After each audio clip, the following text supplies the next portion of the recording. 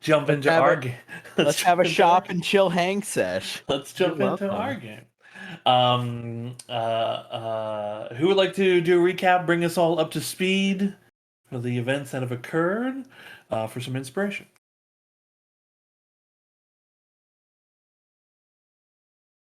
I can do it. Let me pull up my. I'll be honest. I've tried. I didn't watch the recording, but I am not the one to do this recap. I You cannot remember last week to save my life. you did a big uppies and then you came Yep. down. We journeyed back to Bastion relatively uneventfully. Immediately headed to the Arcanium and spoke to Fettelwick and not Barabbas. Nah, Baracus? it's Baracus, so Baracus. close, Yeah, so close. Barabbas. always just picture the fat dude from Mortal Kombat. Barnabas. Okay. All right. Some reason I hear Barabbas and my mind immediately goes to the dog in A House of Spirits. it's Doesn't matter. Barabbas.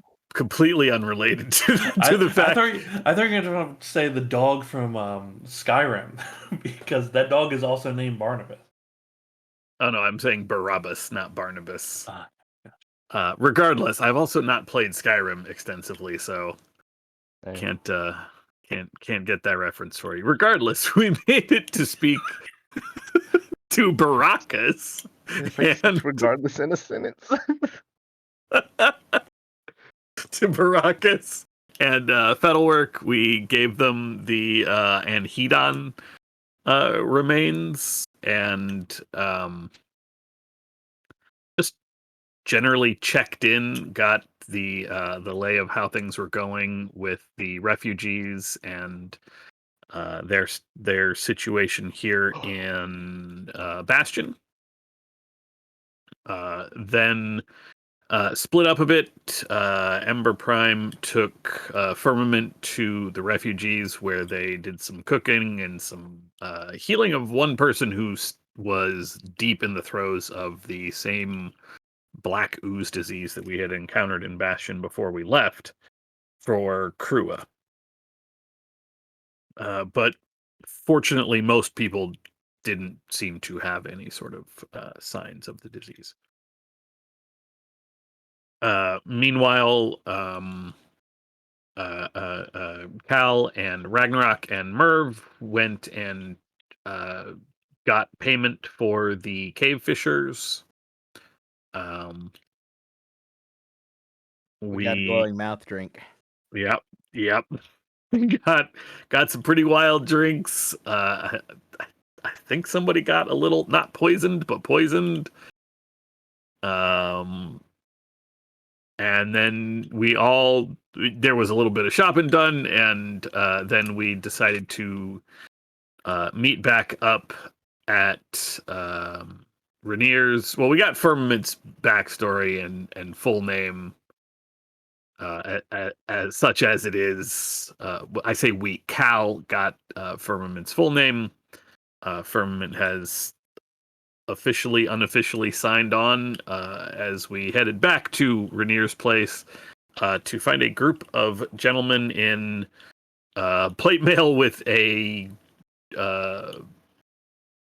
silver or platinum dragon head on the front of their armor. Totally nothing to worry about. Nothing. Not a single thing. just the normal events that occur in one's life. Was Sean in this? Like, sorry, before we actually start, right? I had a quick question. Was Sean in the thing last week when we were done, or did he leave before everybody? When we finished game, my Wi-Fi like cut out for a few hours, so Uh-huh.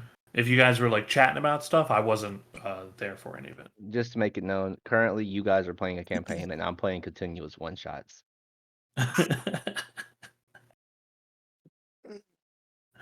Yeah, maybe. Real quick question for you, Sean. Never mind. I just looked and I answered my own question. I was about to ask if the other sheet had been fixed yet, but the answer is no. The answer is no. However, because the development on all these modules is typically done on GitHub, you can actually watch the developers talk about it. And because like I like that other sheet, I'm like, yo, when is it like coming back? You know, when's my baby coming back? They're currently working on it. You know, but they're like, well, there's other stuff we also want to do, so maybe we try to fix some other things too. So they are currently working on trying to get that sheet back. But yeah, it's a apparently changing references from arrays to sets is not an easy solution sometimes when you're doing dev stuff. I don't know Okay. what that means, but That was a horrible CS211 flashback. Thank you for that. yeah. There Oh you go. my god. There you go.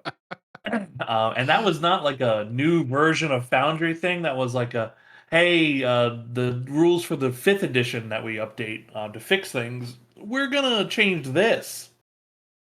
And then they didn't. I don't think they told anybody they were changing it, and apparently that caused yeah, some issues with every third party sheet is non-functional until the mods go in and do the code change to it. So yeah, we're just waiting on that for it.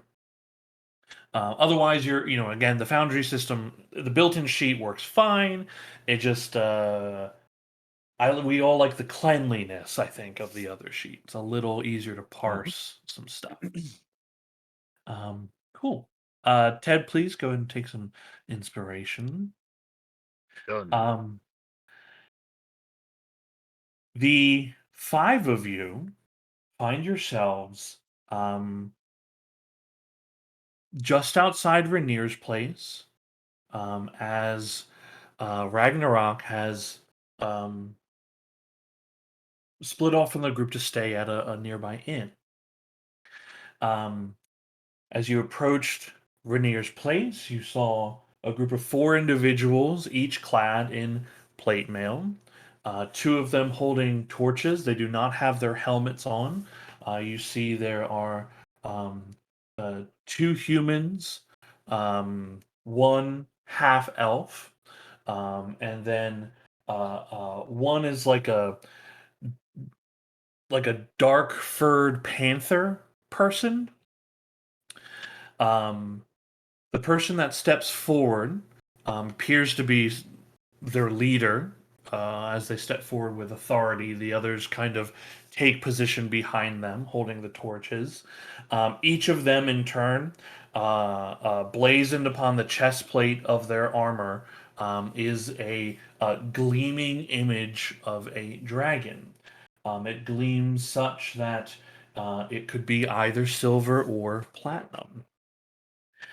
The human steps forward with kind of a dark olive skin, ruffled dark hair, a little bit of a beard growing on them. They step forward. They're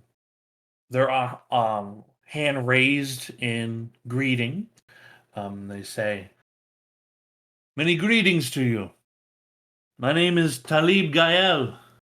My brothers here, we are members of the Talons of Justice, Paladins of Bahamut. Sorry for the late hour, but we have been waiting since midday to speak to those that live here."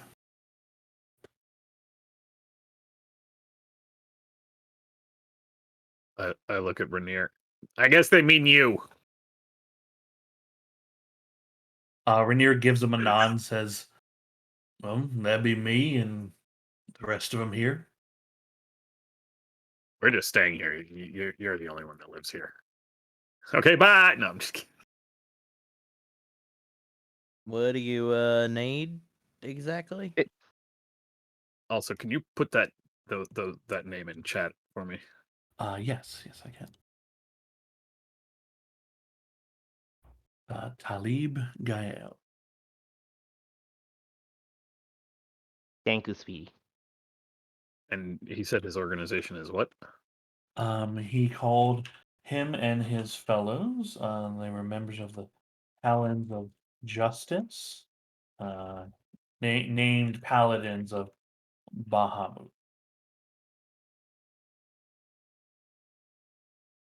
So, what you here for? Or Well, we come looking for a companion of yours. I do not see them among your number. Goes by the name of Leilas. yeah, he ain't with us no more. That we have surmised. Yeah, he kind of bailed on us in the middle of the night. You see, not the one speaking to you, but the other three behind him all kind of share a glance and nod at each other. Um, Talib says, That is to be expected at this point, I suppose." Why are you looking for him? Well, he poses a potential danger to himself and others. We're hoping that you may be able to tell us his location or maybe point us in the right direction to find him. Quick clarification. Do you mean like generally or specifically? As in Oh, like the danger to himself and others? Because generally, I think I'd agree just on the grounds that he's kind of got a wild hair up his ass. But specifically, what's he done?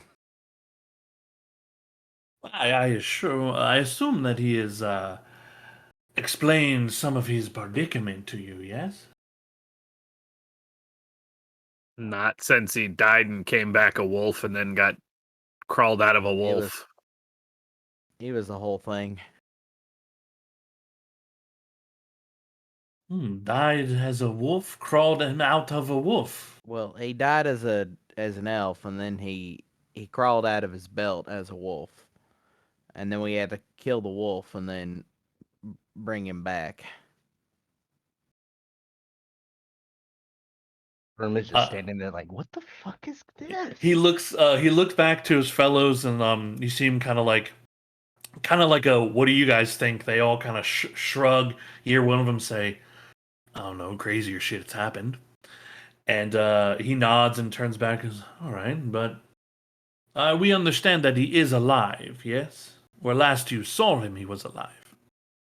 I mean, he left a note, so like probably, but maybe not.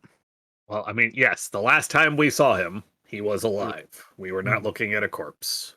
Yeah, That he was wasn't a corpse leaving us, like in the middle of the night. All right. His lordship did not tell us about the wolf part, but our understanding is that he is alive out there in the world. Yeah. His, what his makes you lordship? think he's a threat? You seem like acknowledge your statement, Ember, and then looks toward to you, Cal. His lordship? Oh, yes, Lord of Dragons, Bahamut. Leylis did not explain any of this to you. Not really. I mean, yeah, if he explained anything, like it was kind of unspecific and filled with a lot of, I think, like generalized anxiety about stuff. He was working through some stuff, and that was before he died. Well, there would be a lot to be anxious about if I were him. I am willing to fill in gaps of information if you wish, in exchange for any information you have regarding maybe where he is, or where he may be going, traveling. I mean, I don't think we got any of that to give you, so unless you're gonna give information for free, then he was Well, going off on his own quest thing, and I presume that's something to do with his predicament, but I don't know. perhaps if you fill us in on what you know, it might ring some bells and draw some heretofore unconnected information. He considers your words for a moment, Cal, and nods and says, "All right. Lelis is what's known as a Culver Rocks. It's ancient Draconic. It translates to the conduit. One of these is born every several generations or so.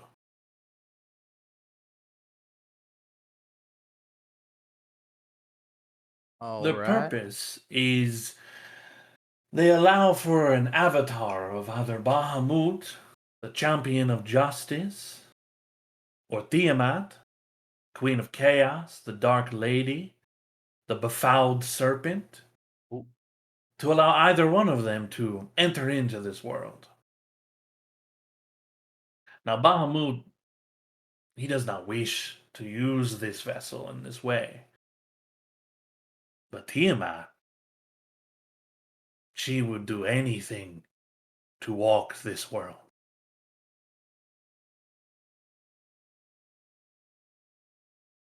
Every Corvorox is given a trial, a test. Bahamut's test is simple, a test of character. You simply need resist the temptations of Tiamat. He does not want to force anyone's hand. He prefers to let your free will and fate make the choice for you. But Tiamat, she offers you whatever you desire. Power, strength, riches.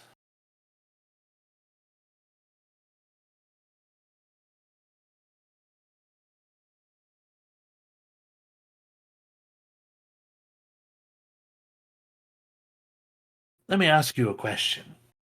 When last you saw your friend,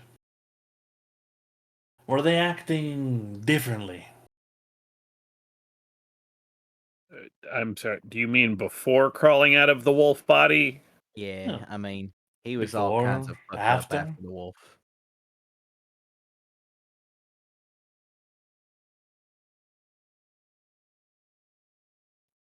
I'm a Uh, I'm a level with you. Like he was always kind of fucking like I mean, to call it strange ain't really it cuz it's not like directly strange. He just was always kind of had stuff going on, it seemed. Hmm. Indeed. To have visitation by two deities is enough to break the mind of many people. To be honest, he didn't seem that fussed. Maybe a little like Oh, harried, but as far as breaking the mind, yeah, I don't think so. I mean, I don't know if this is what you're talking about, but was that time that Bashir grew that second head? Yeah, it was.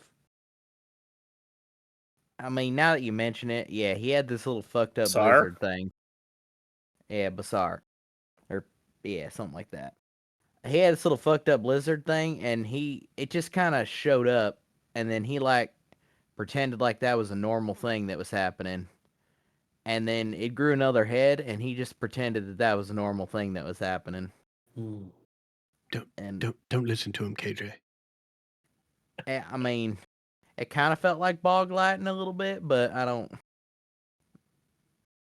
Any of y'all else felt like that was weird or No. Yeah. yeah? I Okay, mean, yeah. extra head on the dragon thing was a little weird, but Yeah, we might have gotten bog lighted by him to be honest. Well, Bahamut, in his infinite wisdom, gave your friend a little wyvern so that he may know dragon kind, come to understand them.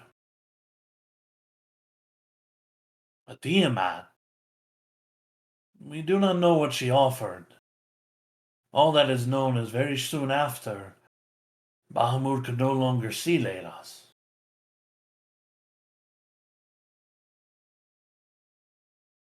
I want you to understand something about the danger your friend presents.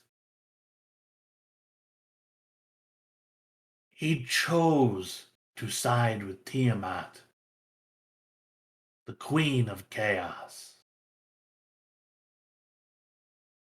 And if he grows strong enough, she will step through him like a gateway and walk this world. And if that happens, there will be nothing left but bone and ash.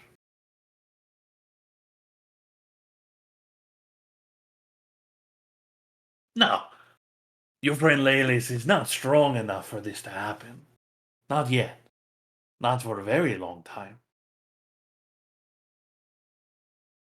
But he has a head start. And we will be searching for him in unfamiliar land. A land where his backyard was the wild. And he can move about it very swiftly.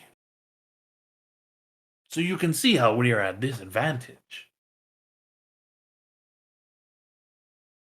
And how exactly do you plan on shutting this gate when you find him? Oh, as we said, he is not strong enough to open the gate. This could take years. But if he survives and is strong enough, and she will do everything in her power to make sure that occurs, then it is a danger to all of us.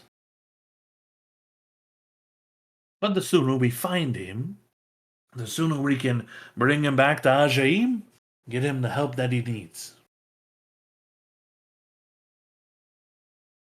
And if he refuses to go with you?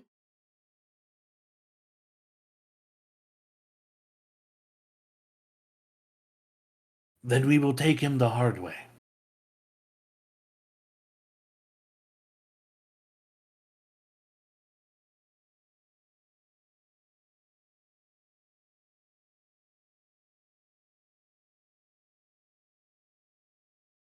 What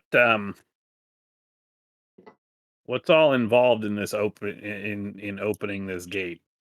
You say he's not strong enough, but that she'll try to trick him into doing it. Oh no, there is no trick.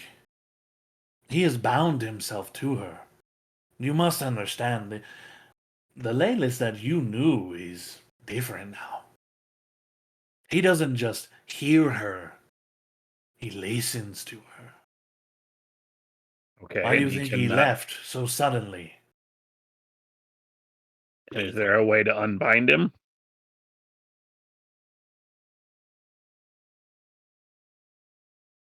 It is possible.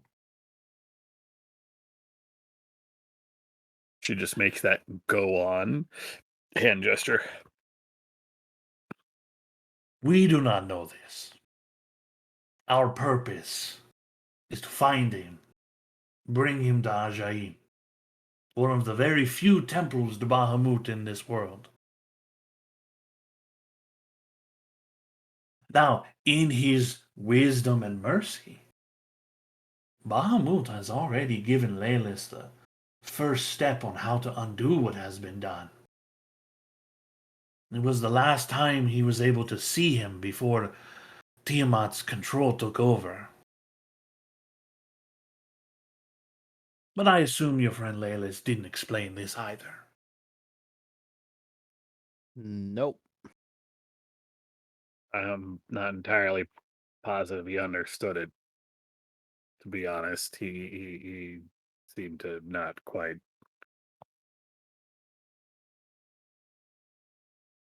really understand what was going on.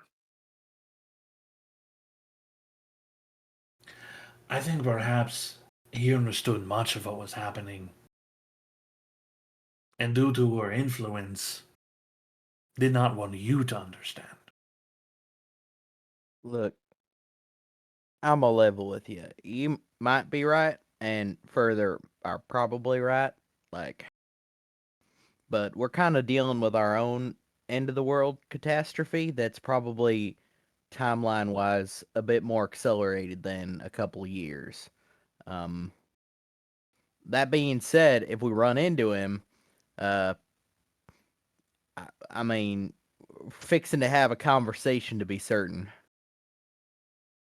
Is there some way we can like communicate to you if we see him, or if he's willing to come in? Like,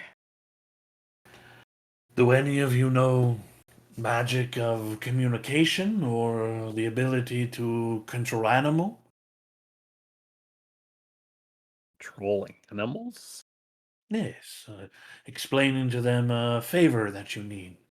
wait, A way to send messages through birds where they don't mistake where they need to go. how you do that? Oh, well, we don't know, but there are those that know this magic. I mean, I don't. Firm looks at him with a dumb face. I think anybody know long range communication? Yeah. Would you be willing to send a message to these folks if we happen to run into him, or? Yep. I think that might be the best we can give y'all. Like I said, assuming you're right, he's dodging us on purpose. Um, Meaning we don't know much more than you do. We know like where he's from, which is the elf forest up there. Yes, Finland Nora. Whether he'll return there, it's hard to say. We will be making a stop anyway to ask around, but unfortunately our hunting grounds are very wide. Hence our stop to speak with you. If it helps, he weren't particularly subtle with us. Subtle with the two-headed lizard he got. Odds I are imagine- good if anybody's seen him, they seen him. I imagine that will be our fastest way to find him. Strangers with that sort of companion tend to stand out. And I he did- weren't shy about it.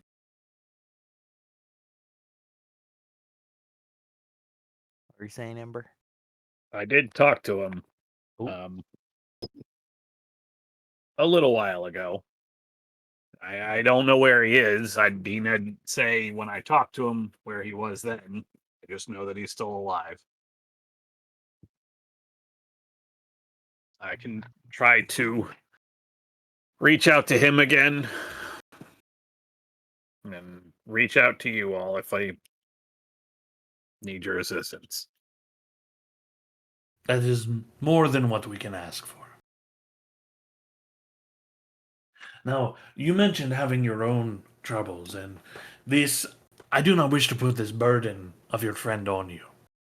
As we've said, he is not anywhere close to being strong enough. The process could take a very long time, but our hunting grounds, as I said, are very wide, so we may need all that time. Either way, if you arrived only to give a warning, it'd be worth it, because if we met him again not knowing any of this, we'd be pretty liable to getting goosed by him. So it's good to know that he's got some fucked up shit going on. Then we are glad to have stopped by, made your acquaintance, and given you such a warning.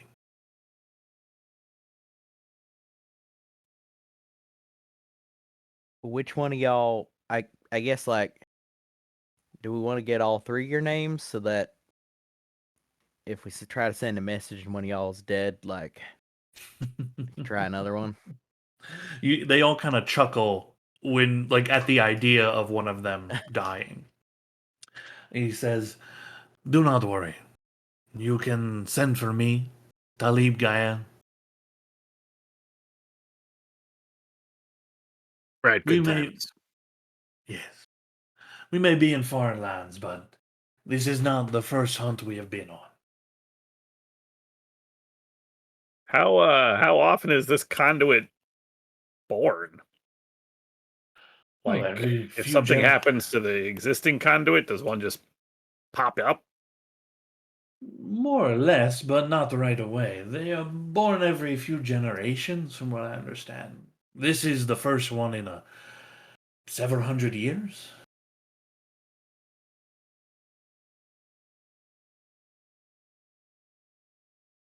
Just curious before we go. You mentioned you were dealing with some sort of end of the world scenario. What Yeah. is it? Sort of a. Crazy wizard wants to kill the gods and reshape reality. I mean, Classic. yeah, that's about the shape of it, more or less. Hmm. Are you unaware of the fate of Karakara? The monolith. Well, we are aware of certain events surrounding Layla, so we are aware of your city, Karakara, but on the whole, Ajaib does not know anything about what's happening in your land. Right. Okay. Well, summary. A whole city kind of got dropped into the earth when a big giant pillar came up through a lake, and now that's happening. Yes, you've been Yeah. calling it the monolith. Right. Its effects are. Well, it's more than just your country that has been affected.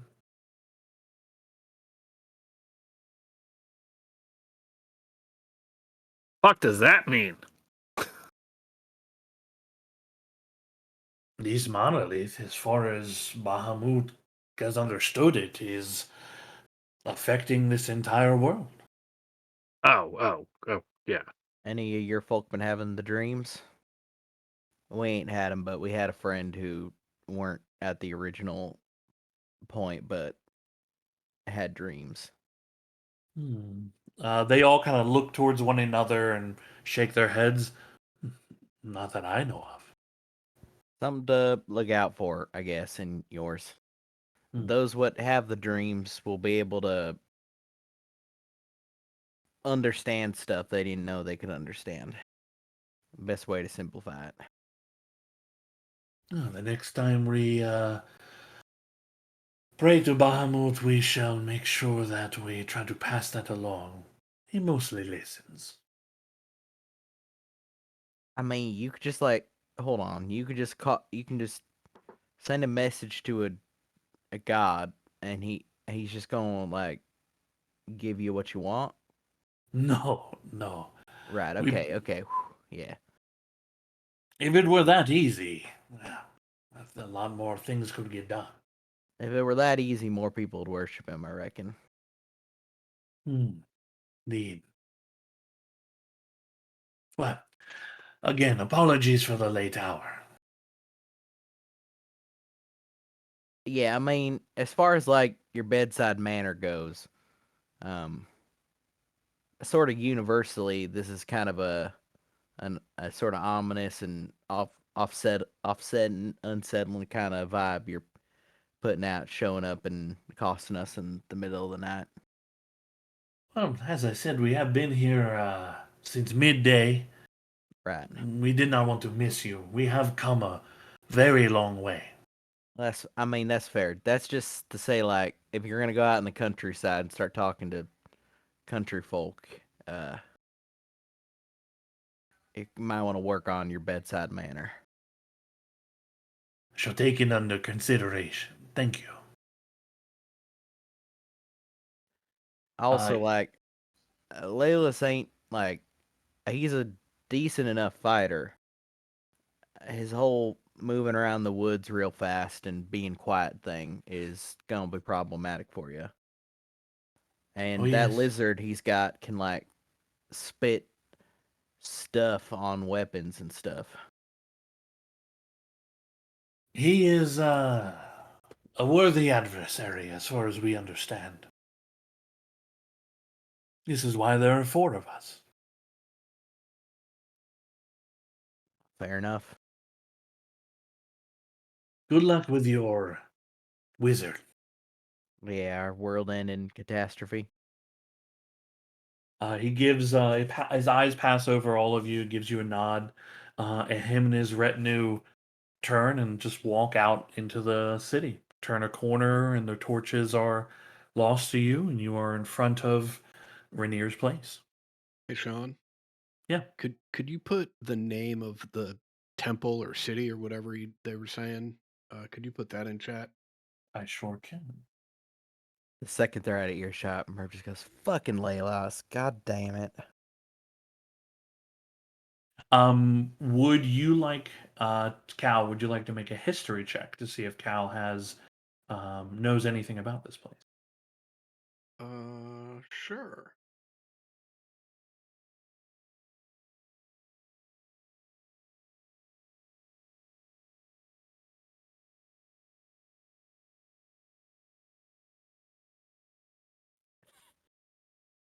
No.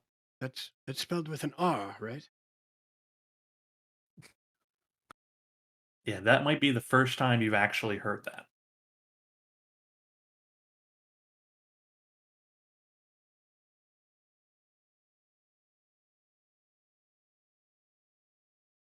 Well, I'm gonna set up my tent in the yard.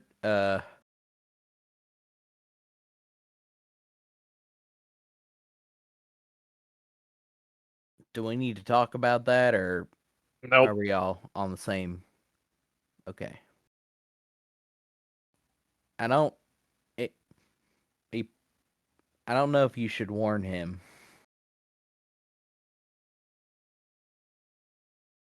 Mm, firm interjects real quick. I don't know this situation. I don't know the person, but Right. obviously you guys never met them, but they knew how to find all of you. Right. I would assume that if you did contact this person, they're waiting. They're waiting for the next time you interact with them. They're not just gonna leave and not come back and check. They probably have somebody around. I I can mean, talk to him in my brain yeah, without saying a word. that So version. they're Yeah. welcome to stand around and stare at me. Ah, She'll I'm pose. thinking, Vernon's like, well, maybe like, they can read minds. assuming they don't like kill him, it might be best for him to get help, right? Like,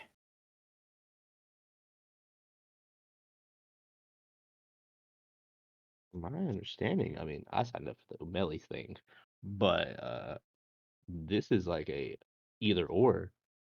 It sounds like either hunt down Layla's or hunt down Umeli. I ain't hunting down Layla's. Look, there's still a way for him to come back from this, so I'm not writing him off just yet. All right, can we just put a pin in this? I mean, I ain't saying write him off, but I'm saying don't warn him that he's being hunted. He certainly ain't going to get the help he needs from us or by himself.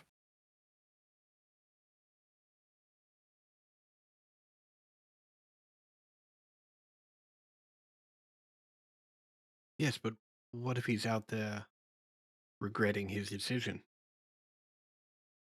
trying to find a way out, and he doesn't know any way out, but he's searching for it? Under that circumstance, wouldn't it be good to contact him? If to ask him if he wants a way out, then yeah. I'm taking what they're saying with a grain of salt in that I don't know if Laelis is really that clever enough to have swindled us all that thoroughly, but I could see him being misled and not thinking whatever he's doing is, I guess, catastrophic, not knowing what the consequences. So yeah, it might not be bad to like be like, "Hey, do you need help, bud, or you want out?"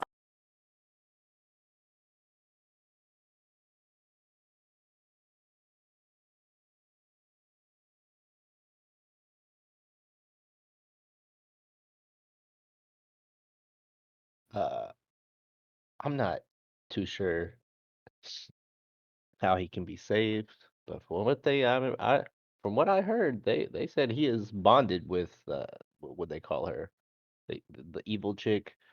Yeah. Yeah, they said that he and she were bonded.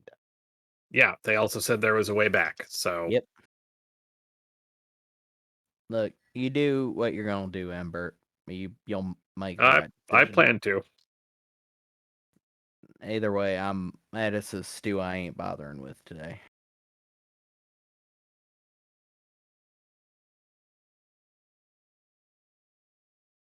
What is our plan at this point tomorrow? Money. Where are we? Are we just gonna pack some shit and head for Umeli? We gonna We gotta What? wait a few days, don't we, for the armor? Go get some money. I'm broke.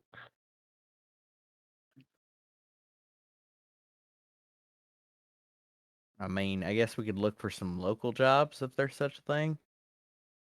We got 4 days until the armor's ready, unless we want to fuck off before then. I feel like on this kind of quest, we should wait for the armor. Better equipment, better odds. Maybe.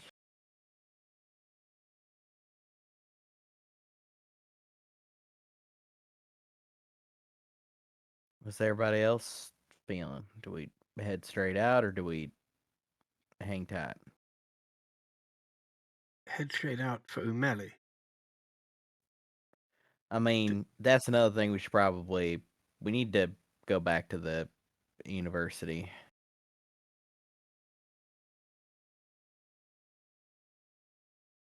For what? To like confer with them first off about their location, get some more information, and also ask about the Spire thing because Fettelwork has been there, so might be that's the first stop. I think you suggested that earlier today, even. Yes, I mean, I don't think heading straight out for Umeli makes much sense, given the fact that I don't think if we found her, we'd be able to do much about it. I'm inclined to agree, so let's rephrase. Heading straight out to whatever it is we're doing. Maybe going to the elves to see if our friend's doing okay. Not Layla's, Rael. yeah, Rael. He probably hasn't been kidnapped on the road, so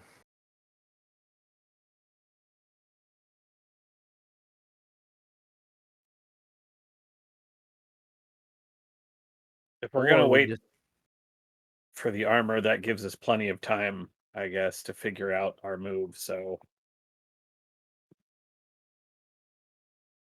Yes, and if it's okay with everyone else, I've actually got some work for the Quincy that I'd like to get done before I leave town again. that sounds fine. I think at the very least we can all agree like we can take tomorrow, right? Like we need a day.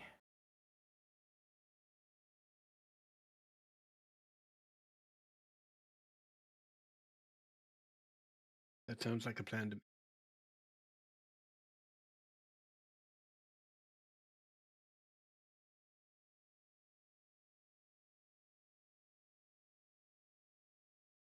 Rainier opens up the door, heads inside.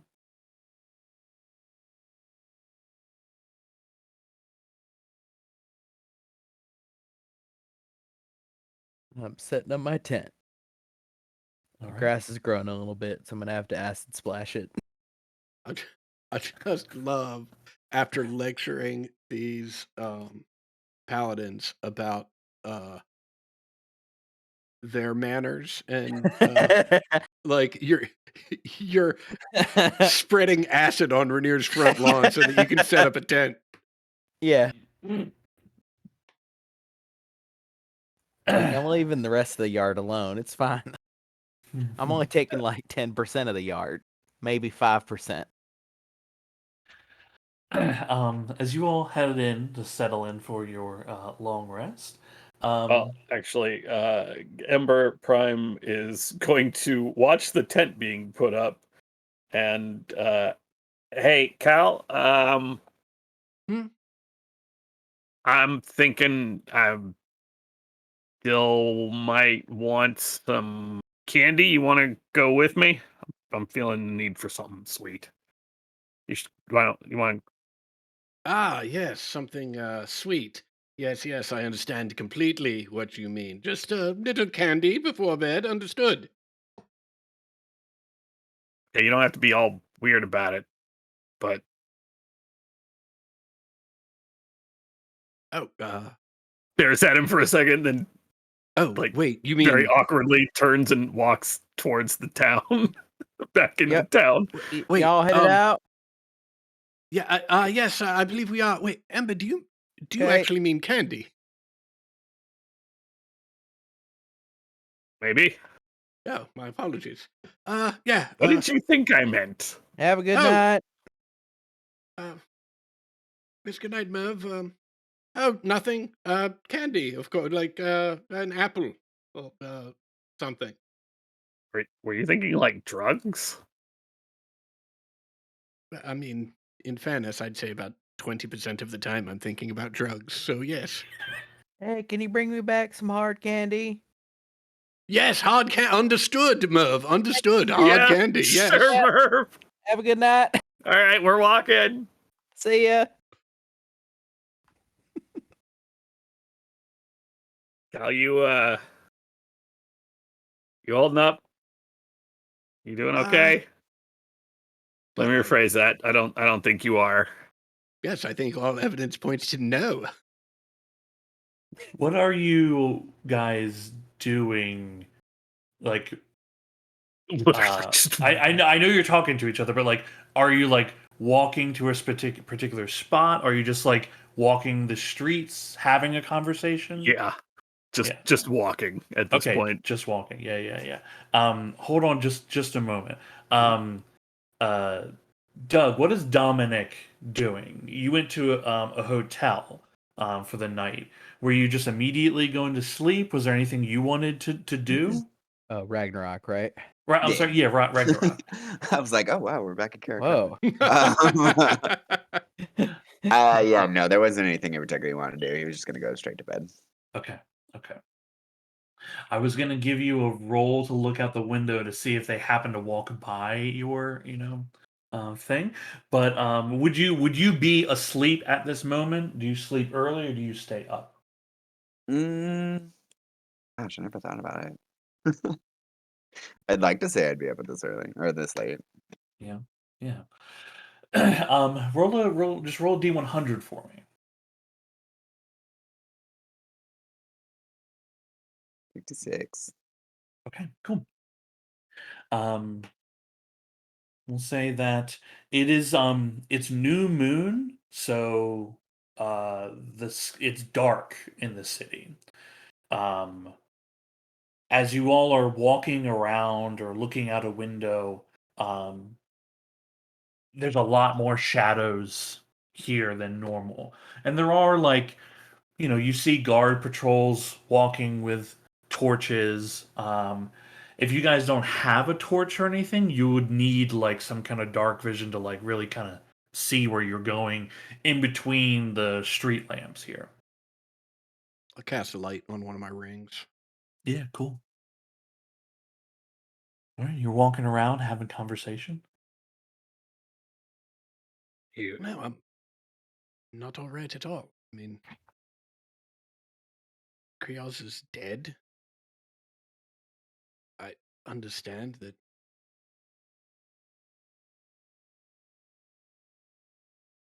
most people here have more experience with that sort of thing than I do, but look, I mean, Ember, I put him there. And seconds later, he was eviscerated.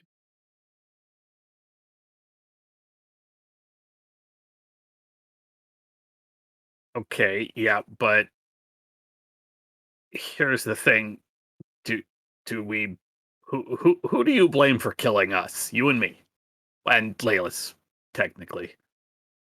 You and me though, we're just focus there, leave the weird for later. Well, I mean, I blame Umeli, of course. yeah, exactly. I mean, you you don't we don't blame any of the others for us dying. I don't know why you blame you for those things killing Creons. I mean,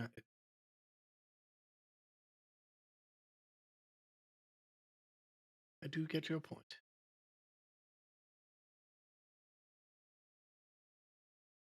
You should probably.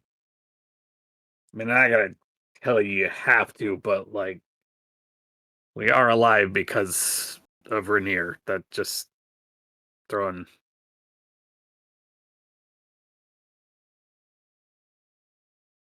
Or Levi. Or Levi. I mean, Look, we've all got our own things going on the side. oh, you and- don't have to tell me that, Amber. Well, I guess I kind of do, because, like, you walked around town as an entire other person to avoid a gambling debt. Yes. Rainier, Levi, whatever you want to. I mean, giving Well, people hope. There are worse things to lie for. Let me ask you this question, Amber. Mhm. When we all were asked to give blood to that thing to bring Layla's back. Mhm. And Rainier said they couldn't do it. Yep. Because it was against the tenets of his faith. Whose faith was that? Was it Rainier's or was it Levi's? Are they different? I don't know. Do you? I mean, he's got that whole god blood thing going, so I don't think you really do that for fun.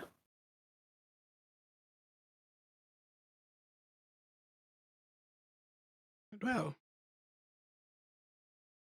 doesn't sound like fun to me either. I'm simply saying there's a lot I don't know.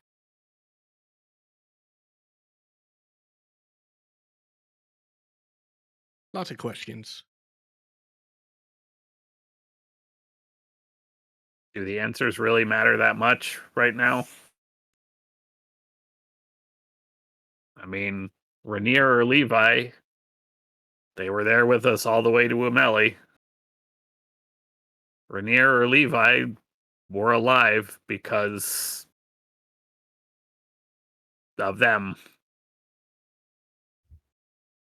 Rainier or Levi still fighting with us.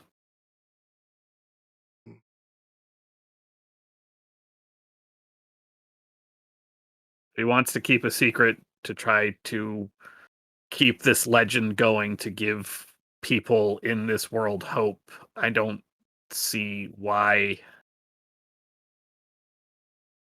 I mean, look around. Well, Hope is in short supply right now. And it's not exactly false hope. Maybe he's not the original Rainier Catterfeld, but he's still fighting.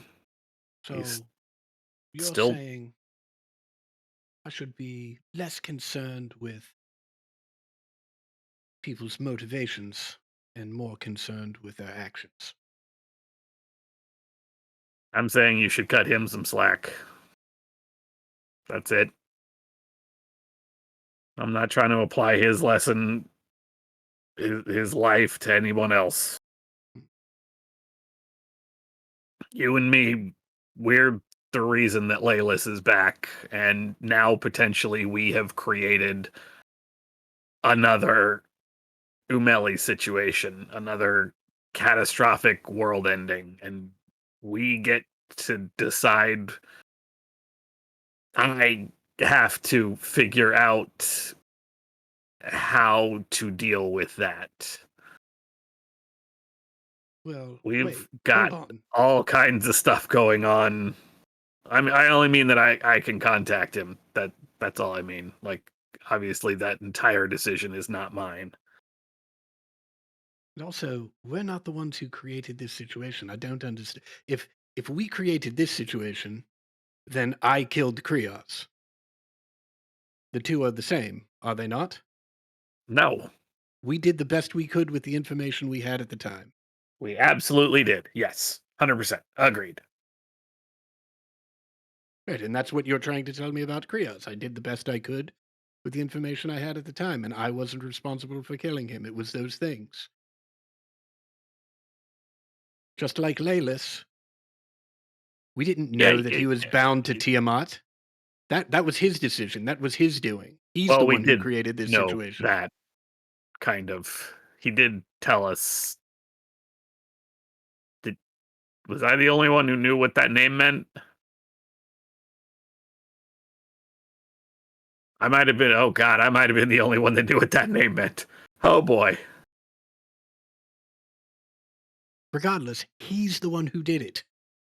You Yeah. didn't bind him to No. Tiamat. Hold on. I'm not talking about binding him to Tiamat. I'm talking about the catalyst being active right now. Like, whatever Laylis does, we're not responsible for that. Laylis is a person who makes choices. I just meant there's a catalyst in the world. These people, that Talib and crew. I just meant our situation with that kind of doesn't happen if we don't bring him back. Which, I mean, I get why other people. It was a demon deal. I think I was caught up in the. We had just come back, and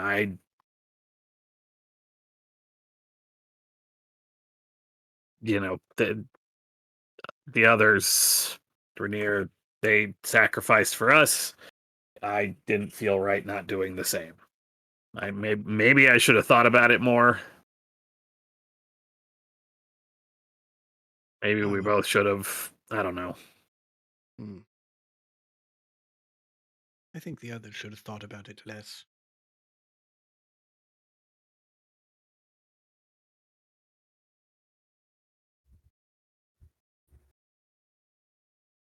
Either way, Again, what were you asking? no, I said I'd do it again. I'd do it again for any one of you.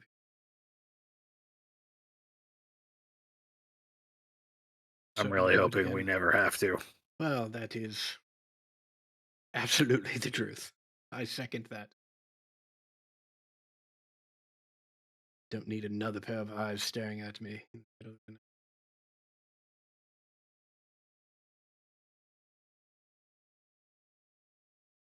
Oh, we better find a fucking candy store. Merv is going to be furious.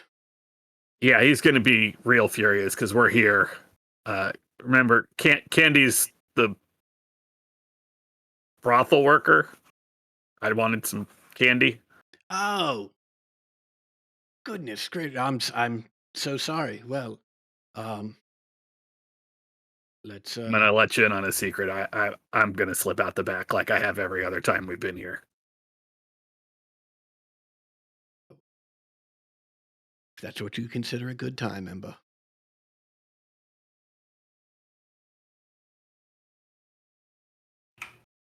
All right, you guys find uh, a house of good repute, and Ember is able to make conversation and quietly slip out of the back. Cal, you are welcome to stay or leave, whatever.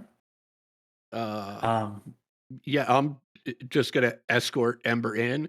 I'm gonna walk right out the front door and look for an actual candy shop. Merv said he wanted candy.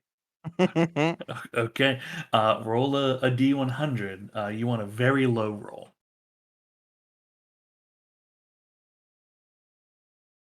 Oh Oh, my God. god! Whoa. That is No, the opposite of very low. the opposite, 99. No candy shops. That I mean, you see a closed candy shop. The guy shit. raving in the Challenge street about how accepted. much he hates candy. How conspicuous is this candy shop? I Like I said, mean, there's no moon. Oh, God, There's what have I there's done? there's Oh, guard no. patrols, so you know that, like no. roll another D100 for me.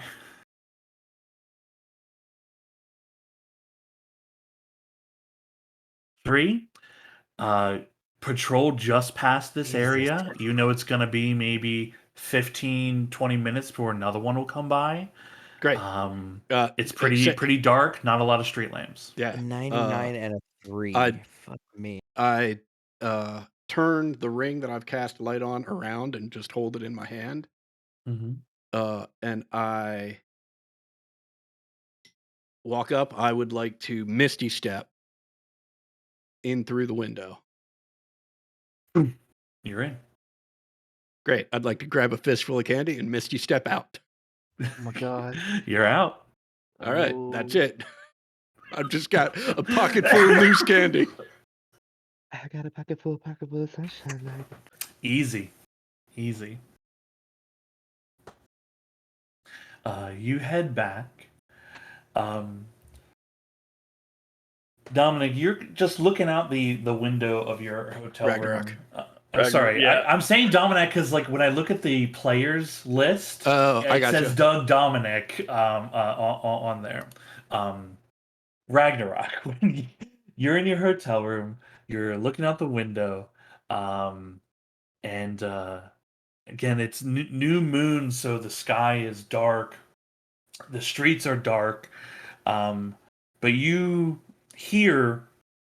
been hearing, like, in the like a room nearby, a lot of, like, weird noises, clanking, someone's dropping some things, and you hear a door open, and someone walking down the stairs, but you can tell they're, like, carrying something that is clinking together, almost like a bunch of weapons or a bunch of armor. The sound goes downstairs. With your good hearing, you can hear, the door of the hotel, tavern that you're in opening, and you see a figure in the street down below. They set down a cloth and a bunch of, like, you hear the tinking of little metal objects, and they begin constructing something in the street. It appears they're, like, very kind of nervously doing it because they drop some stuff occasionally. And they appear to be constructing some kind of, like, long cylindrical tube. Can I just keep watching? Yeah. After about 15 minutes or so, that appears they're done doing what they're doing. They have their kind of cloak pulled up, and they put their head on one end of the tube and kind of aim the top of it upward towards the sky, and you can see, like, they pull their cloak, like, above their head over top of the bottom part of the tube, and they seem to be, like, wiggling this thing around.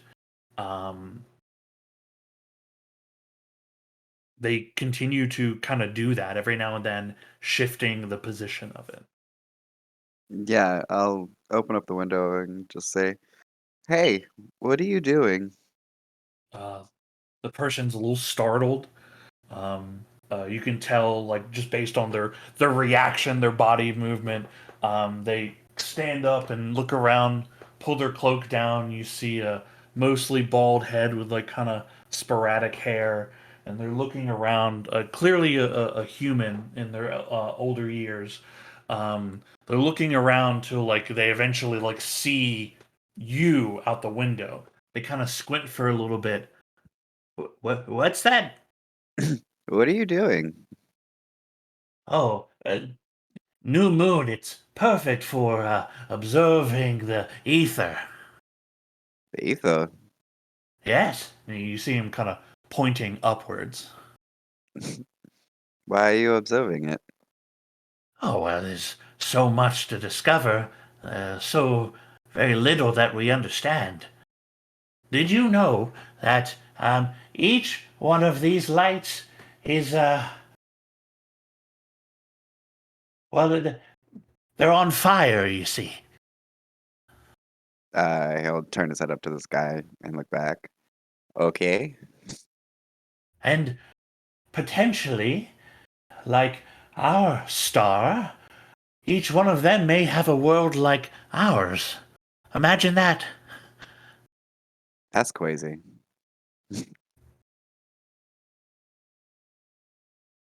Would you like to take a look? Kinda. He'll, he'll climb out and just like walk along the wall until he reaches the floor. I don't know if I'm on the second story or whatever, but Yeah. Well, let's say you're on the second story. Okay, cool. Yeah, you climb your way down, and he goes, "Oh, by Maliki, that is one hell of a trick you have there." Yeah, I just learned how to do it. Oh, you learned how to do it. Well, remembered. Fascinating. He extends his hand to you, and he says, "The name's Vimak, Vimak Lumber." Nice to meet you, Vimek. What am I doing here? Oh, all right. See, you put your eye on this end here, and then you just point it anywhere that you like. He'll just point it straight up. Yeah. You see, it takes you a little while to get used to it, but you can see the very bright stars in the sky that you can see with the new moon are magnified by this object that you can see. It's like a spyglass, but bigger. um, and you're able to see far more detail than before. And he begins to shift the scope for you, and then points out an object, gives the description. He's like, "You see that? There. It's not quite as bright as that light. It's there. It has a bluish hue to it. Okay. That is another world within our local system."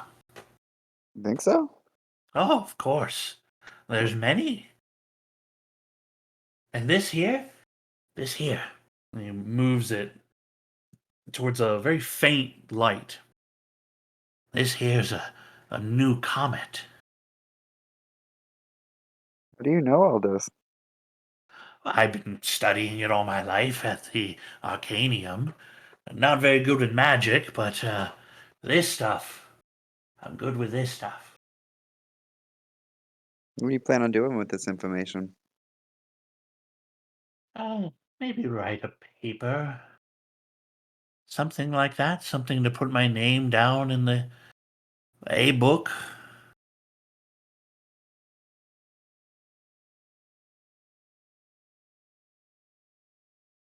When I'm gone, it'd be nice if someone remembered. Hmm. Well, it's a pretty good way of being remembered. Hmm. I think, if I'm correct, and I'll have to check my findings, but this new comet, I might be able to get it named after me. You could always call it Wagnalok. It's actually a little better than Lomber. Ragnarok. That's my name. That's- I'm sorry I haven't introduced myself properly. Oh, that's your name. That's a mighty name. A name befitting of a celestial object. I agree. Ragnarok.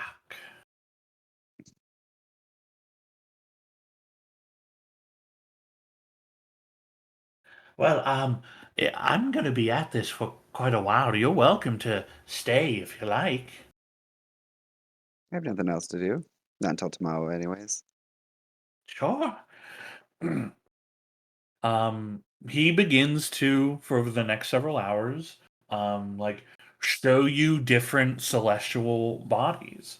Um, and you, whether it confirms information you knew before or gives you new insight, there are many planetary bodies within the local system surrounding the planet, the world that you are on.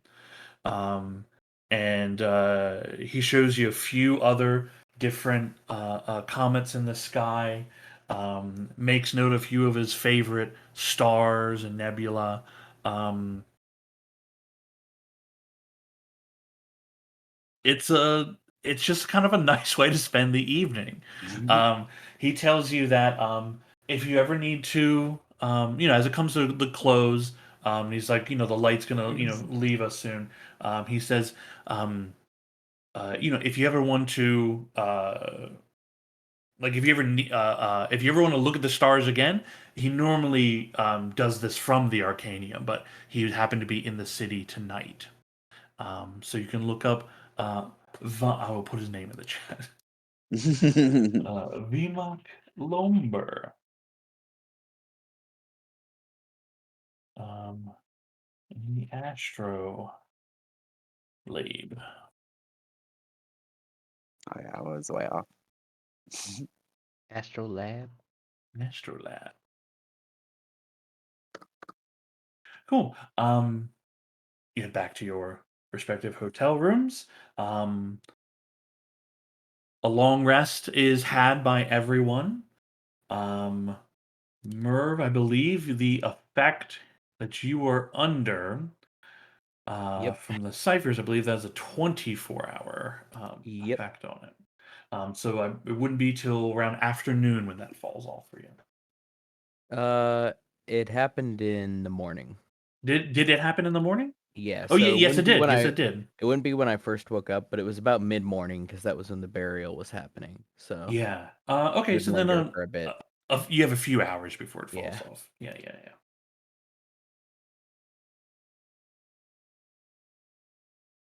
There it is. It is the 16th of Tarsa. Oh, yes. Yes. Yep. Good morning, everyone. Did you get any candy? Oh yes, yeah.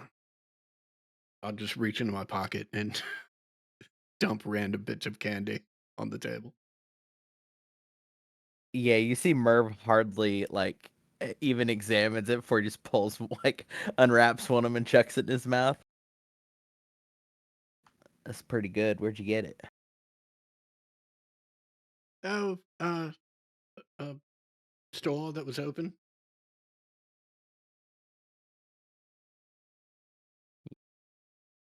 All right. All right. Okay, so you got business today, right? You gonna do some stuff for your CCCC.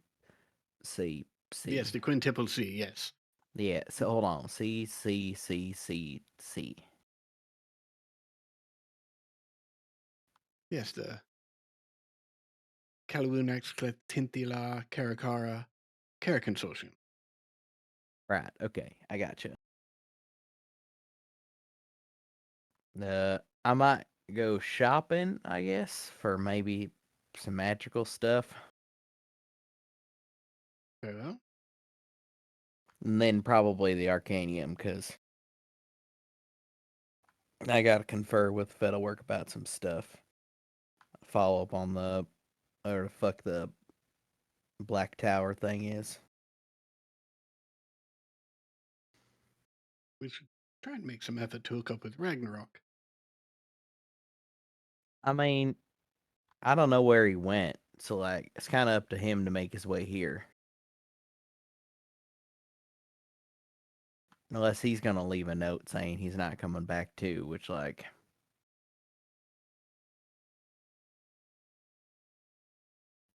wouldn't have expected it of him, but Why don't I run out and try and get some pastries for breakfast? Give Ragnarok some time to make his way up. Mm, I can make some food if I mean if I'm allowed. It's not my house. You see Rainier like gesture towards the empty table that has no food on it. Be my guest. I was gonna say you could just go out in the yard then. But Let's see here. Let me see. What have we got?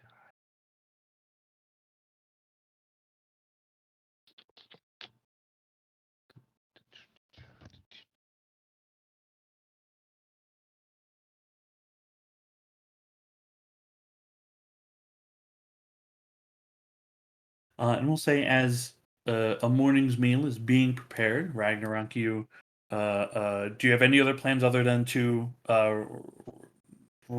get back together with the group? Nope. Cool. Ragnarok opens the door, comes in. Well, how's your evening in a fancy hotel? It was quite lovely. I met an astronomer, someone who studies the stars. Seems How an was your odd thing night? to study. Oh, it was fine. Nice evening walk with Amber, and then just making legal purchase of goods from stores that were open. You yeah, know, have some Ragnarok. It's pretty good. It's an odd way to say that, but okay. You say he was a what? Astronomer. What does that mean? He studies the stars. Oh, okay. I think yeah. I had a great papaw who I think did that until he fell. Ugh. You see Rainier is digging into the meal Firmament has made of sausage, gravy, breakfast lasagna. Yes. Yes. Gesture towards everybody. I mean, anybody can have some. Where does it like how do you do it? What? Do you got all this? Where do you keep it all? Oh, I mean, You got a big well, inside bag? no, I don't actually. But I mean, most of it I could make with some magic. I have to buy some ingredients, Okay, and so then you I just just keep them stored.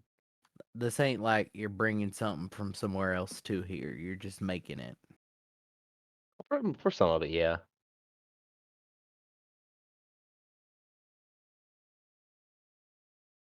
All right. What's everybody's plans today? Cal's got the CCCCC.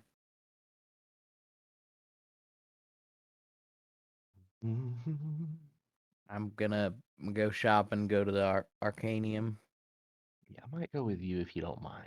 I think I need to make sure I have stuff for spells. Yeah, I got some questions for the folks there. What about you, Ragnarok? I don't really have any plans, so I'll go with whoever needs me. Would you mind going? Cal, are you okay with having Ragnarok with you? that would be wonderful. Yeah, I feel like it's probably fine that we go around alone, but maybe best if there's at least one other person, right? Yeah, considering I'll be looking for an old friend. Be nice to have another old friend or new friend along, as the case may be.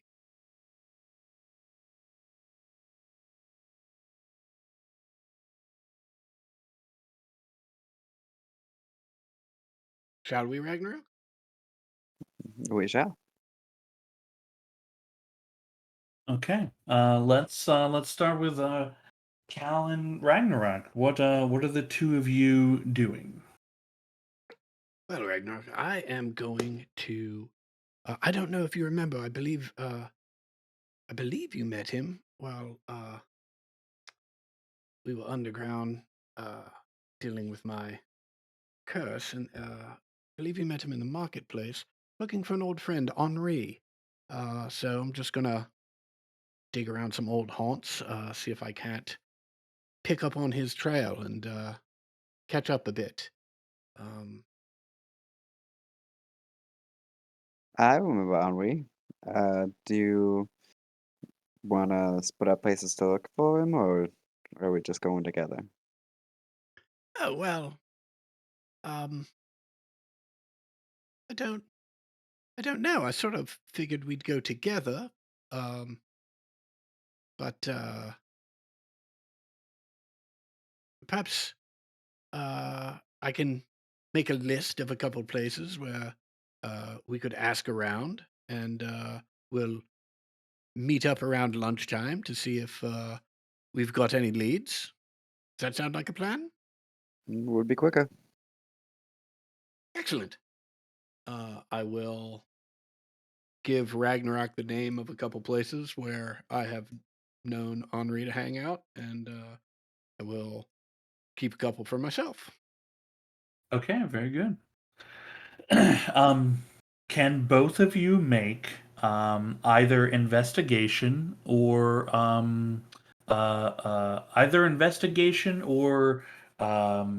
persuasion checks? Oh, wow, it's the same.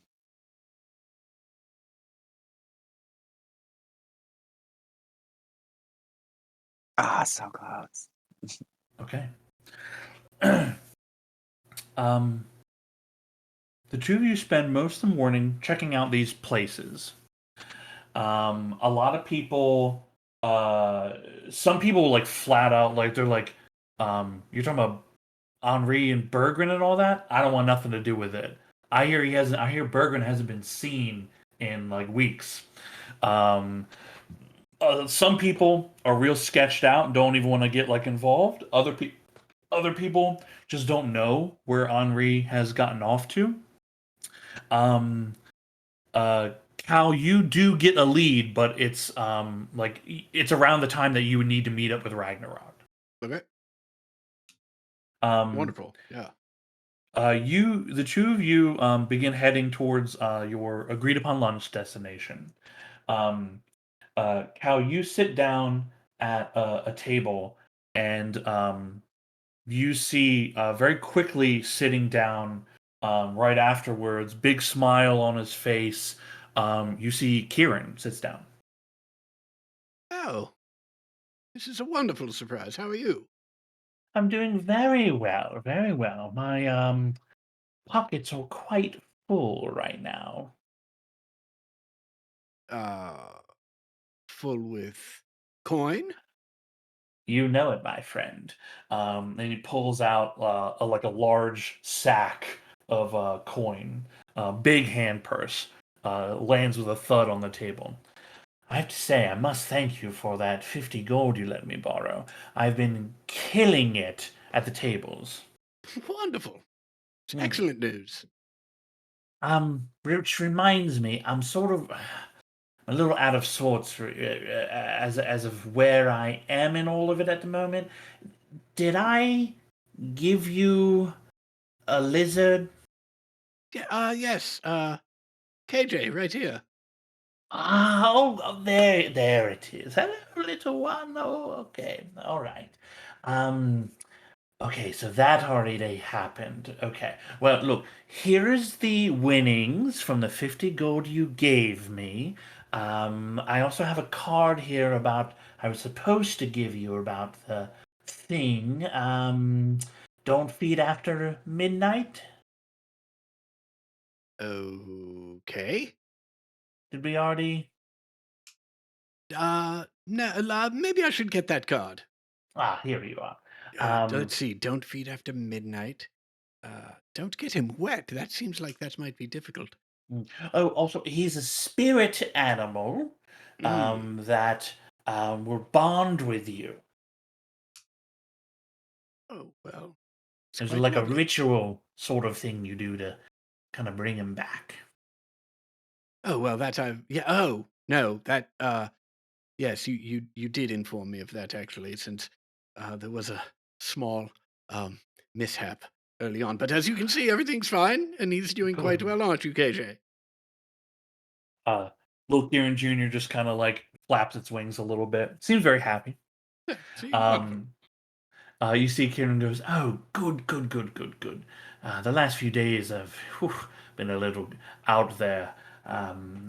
So I wasn't exactly sure where in the timeline I was at the moment. Sounds like But you have been having fun. I've been having a wonderful time, actually. There's a lovely casino that opened up recently in town. Well, I've already been at it for a little while, a few months from now, but it recently opened up as well. And these are your share of the winnings. Oh, wonderful. But as I reach for this coin purse, what is the name of this casino?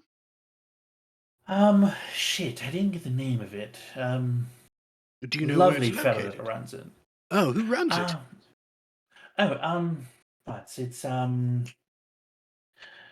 Booney? Boney? Bernie.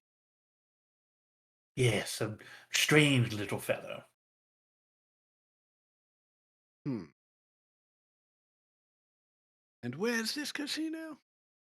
Oh, it's he kind of describes to you the general location of the tip off where you got, which Mhm. is Bergren's old place.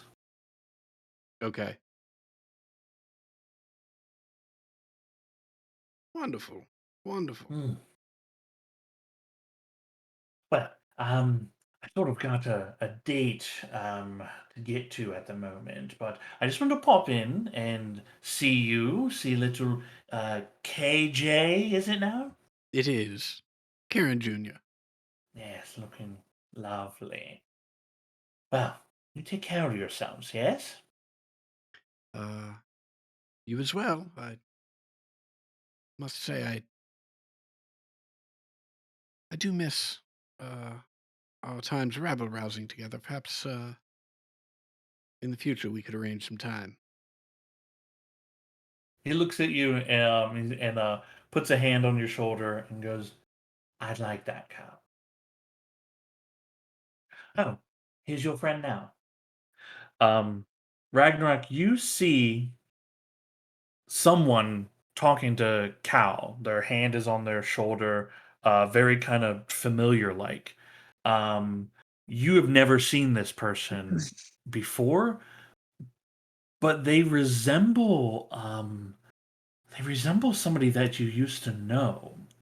Um, they actually resemble one of your old adventuring members. There's like a similarity in the face. For a moment, you think it is them, and they look at you and smile, "Hello," and just pass by you. Hi, Cal. Who was that? Oh, that's right. You've never met. I'm sorry. Had you been here a moment earlier, I would have been able to make introductions. That's Kieran, old friend of mine. Um, bit of a wild card. We have had some times, let me tell you. Um, he responsible for um some of my powers, but the charm is all me. He's both the one who gifted me Kieran Jr. and also obviously his namesake. Hmm. Oh, and look at this. He presented me with a share of the winnings from money that I lent him, which totals, how much does it total? 100 gold. Excellent. Um, that's so weird. He just looks so familiar. Oh, that reminds me. I also owe you some money, and I'll hand over 400 gold. Just a small payment. I will get you the rest when I can. Oh, very well. How did your information gathering expedition Very work out? unsuccessful. Hmm. Most people don't want to talk about it. Well, You? that's very unfortunate. Well, it worked out, I would say, somewhat well. I had what I thought was a um, weak but promising lead, and then, well, Karen showed up and seemed to confirm just about all of it. I think it has become a very strong lead. There is a casino around the way, back in Bergren's old place. Uh, According to Kieran, an individual named Bernie is currently running it. As Kieran said, a small individual named Bernie is running it. But according to my conversations earlier this morning, that is where I am most likely to find Henri. So, um, if you would like, um, shall we get lunch and then we can head over, or would you like to grab something to go? Let's grab lunch. I don't see One. any reason to rush. Oh, neither do I. Very well. So what? Did you say that Karen looked familiar? Yeah, when when I was a familiar and we had a party, he looked like someone that we used to adventure with. Really? Mm-hmm. And how long ago was that? Oh, very long ago. Hmm. Well, that's interesting. I mean, Karen and I don't really have the type of relationship where we've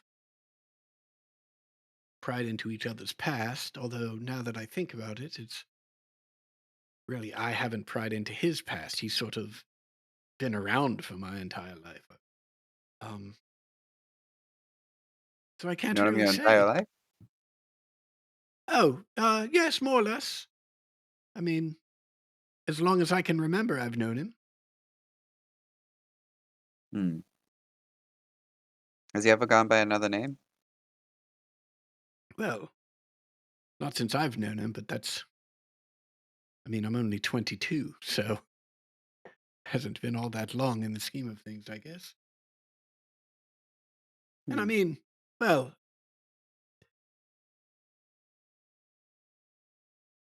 there was that, there was that week where we were off in the country and he insisted that everyone call him Aloysius. But other than that, no, I don't remember a time. Oh no, I was thinking something like Taduil. Tadriel, no. Um, is it something I should ask him? Hmm. I don't know if it's very important, but if you want to. No, I don't see what it could hurt. Make a point to ask him if he ever went by Tadriel. Mm-hmm. Interesting.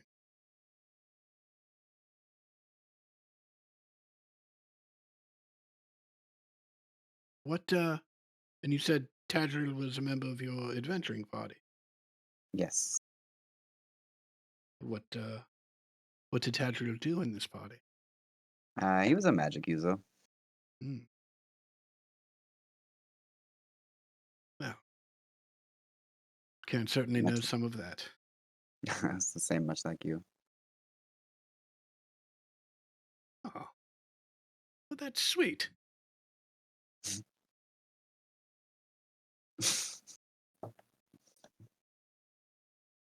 Um, What do you want for lunch? Um, you know what? I find myself suddenly flush with cash. Um, Oh, we're not good. in So any lunch hurry. is on you. Right, we're not in any lunch is on me. We're not in any hurry. So you know what? We'll have the left side of the menu, please. Thank you. Oh wow, that's very generous. I'm glad I went with The you today. the left side of the menu is brought out to you over the period of several minutes as the kitchen goes nuts trying to create all this stuff. The there's another Ragnarok, table. I should have looked at how large the menu was before I just thought it sounded cool. God damn it. Another table is brought over to sit many of the trays and plates, as I'm well as just- all the multitude of drinks you have ordered. I'm just inviting people over at this point. Yeah, hell yeah. You and several other people have a wonderful, extremely filling lunch. There's a I lot spend of as much time as possible trying to talk up the Calawun Exglith Karakara Kara Consortium Oh, and how hell yeah. everyone should contribute. Give me a persuasion roll. Uh,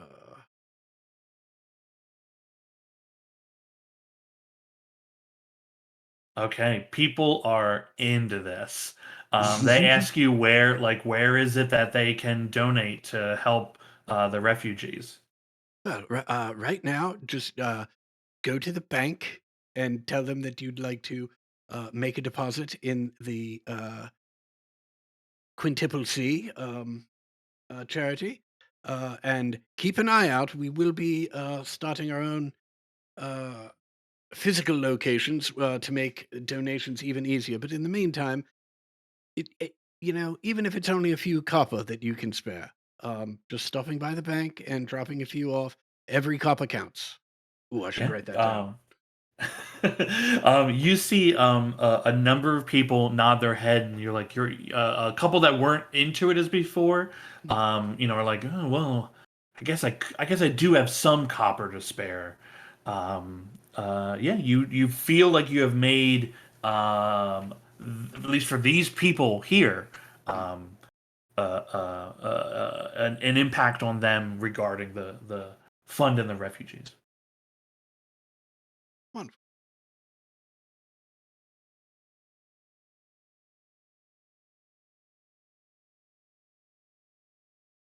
Lunch ends. You follow the destination the clue you've been given, and the information that Kieran confirmed for you. And you find yourself standing in front of where the entryway to Bergren's is. And you see there are people there's people doing carpentry work, building like a little sign outside of it. Um, and someone's kind of directing them, saying, "No, no, it's not like that. No, it's an H. I know it. It's hard. I know sometimes it's hard to hear, but it's an H for it. And we're gonna need those letters to be. Yeah, you got it. You got it. Pardon me. Yes." They Where turn around. They have a little clipboard. do you know where the proprietor of this establishment is? Oh yeah, boss man's downstairs. Ah, Careful though, there's a lot of sawdust and everywhere, yeah? understood. We will be quite careful. Thank you. And I will head downstairs, and I will just be calling out, Henri, Henri, we're here. We've been looking for you. It's very nice to have finally found you. You head down, and the casino that you knew Mhm. is being fully remodeled. Mhm. There are, construction crews going around pulling up old stuff, pulling up old carpet. They're reframing things, repainting things. It's like an ant's nest of Mhm. activity in here, and standing kind of in the middle of it, just kind of like hands on his hips, looking around. You see, he turns his head, hearing you call for Henri. You see Henri, the little kind of weird half goblin bugbear. He turns to you. He is wearing like kind of a nicer looking shirt, a little nicer looking pants. Has like a little kind of little gold chain and everything. Walks up to you confidently and puts out a big furry maw for you, a big furry hand for you to shake. So, shake his hand. Ah, Henri. Wonderful to see you. You remember Ragnarok?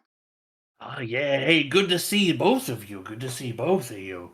Gal, man, I really took what you said to heart about, like coming up off from my station, right? Not letting Bergren, kind of control Yes. me and all that. Thinking about my own self worth. And I mean, he just kind of disappeared a while back. And I figured, I mean, now's the best time to make a move. Yes, I seem to recall having a conversation with you about this very thing and how friends look out for one another. Yeah, I mean, if it wasn't for your encouragement, I don't think I would have had the guts to do this. I mean, I've been saving for a while, but I mean, I took a chance. I went to the bank and asked for a loan. I put together a business plan. I mean, this place is fully legit, all above board. Well, I'm very, very happy for you. Yeah, Um, I'm even got a license from the Merchants Alliance. They're taking a pretty heavy cut, but I think it's working out for everyone. well, that is good. I wish I had gotten here a little sooner. I think I might have a um oh, I think I might have a better offer for you. Than running my own business? Okay, I'll hear it. Well, it's still essentially running your own business. Um, it would just get you out from under the foot of some of these individuals that already have their hands in your pockets.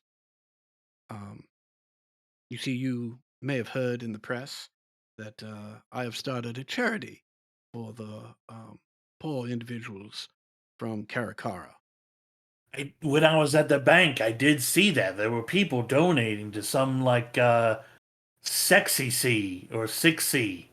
Yes, well, it's the Quintuple C, the Kalawunax Clefthintila Karakara Care Consortium. But it's funny that you mention a sextuple C because I did have a sixth C in mind.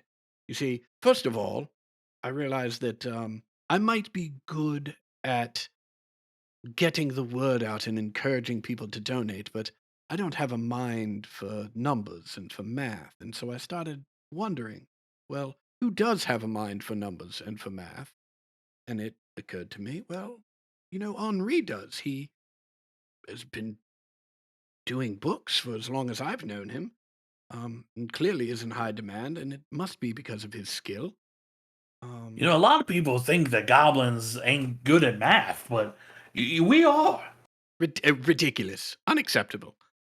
Right, and so of course, so you're the first individual that I thought of, and then I thought, well, not only is Henri good at math, but he is good at taking money and turning it into even more money. And so it occurred to That's me, I never felt like Bergen appreciated that part of our partnership. look, I saw that you were the one really taking care of business, and Bergen was just muscle and intimidation. Um, but that doesn't really fly. It's not really necessary at a legit establishment. So I thought, well, one, I should ask Henri if he would like to manage the charity. And if I'm asking him if he'd like to manage the charity, it seems to me that one great way to manage that charity and to grow the charity is to start a charity casino You where thought you thought of me to run your charity? I thought of you to run the charity and to run a casino, a charitable casino, as an arm of that. And so much so that I just sort of figured that you you could name your price. You see, he sniffles a bit, wipes a little wet little tear out of his eye.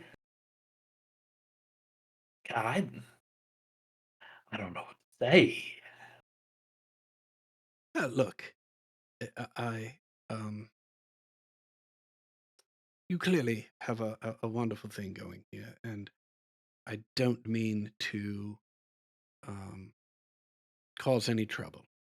But you know, I think if you were to go with, if you were to run the charity and run this place as a charity casino, it would get some of those other hands out of your pockets. It would even further bolster the reputation of both the casino and of you individually. Um, and third is I, Henri, I don't want a cut. You understand? For Make a me, go on. for me, this is about helping those poor individuals from Karakara. And if my reputation is bolstered along the way, well, that would be nice too. Make a persuasion with advantage.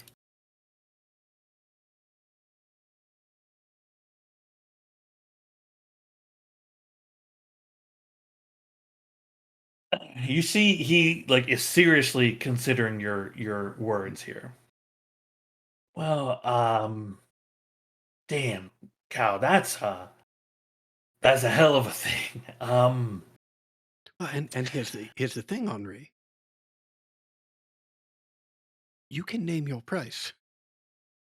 You can whatever cut you want, you can take. Just so long as the charity continues to make money and is operated on the up and up,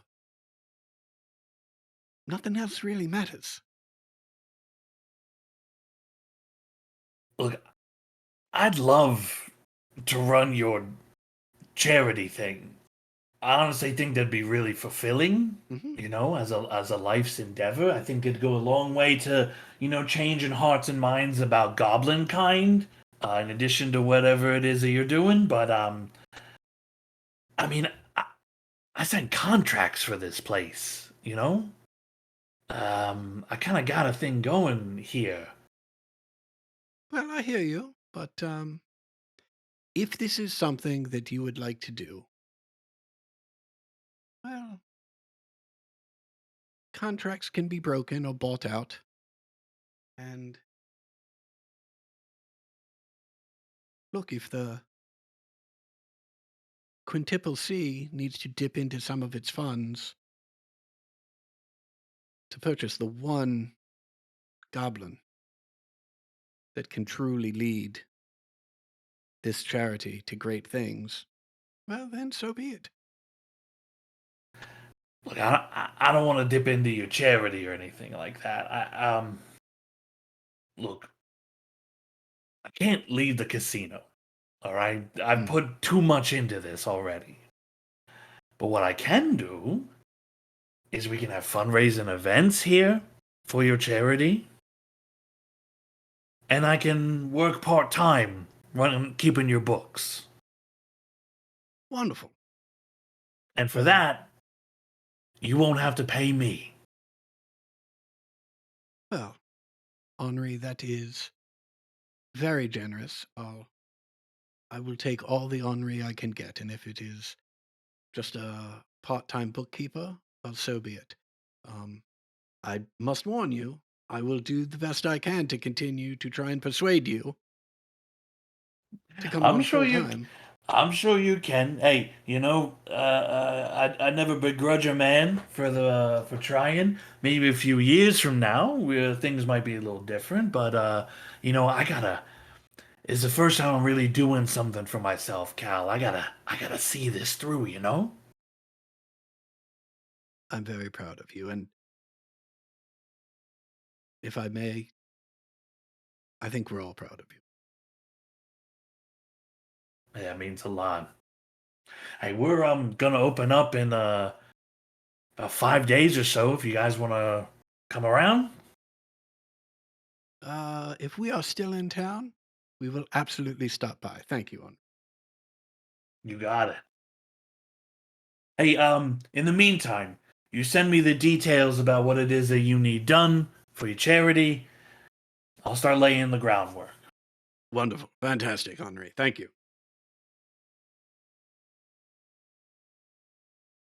Well, we will leave you to it. I'm sure there's lots of details that need to get worked out in the next 5 days before the opening. So, best of luck, and I hope to see you here on opening night. Thank you. I hope to see you both too. He turns and begins directing some people about moving stuff in the right area.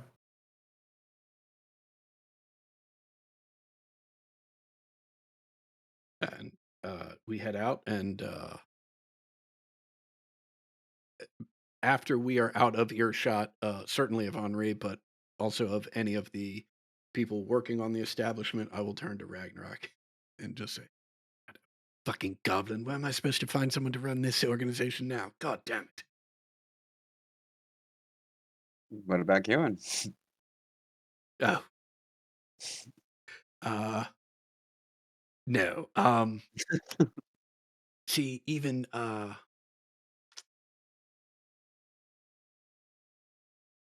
the best of circumstances, I don't think Kieran would be a very good candidate. Quite frankly, you may as well leave me in charge of the organization at that point. Aren't you currently in charge of the organization? Oh, God damn it! Fuck. I've got to find someone else to take care of this. Holy shit.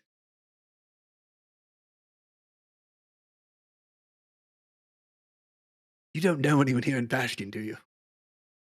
Not in Bastion, but um, Dom and Kadokawa, he might be interested. Oh, that is a brilliant idea. Have Ember send him a message. Maybe he'll come back and run the charity organization.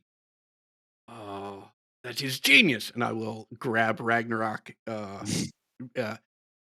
one hand on either cheek, and kiss him square on the lips.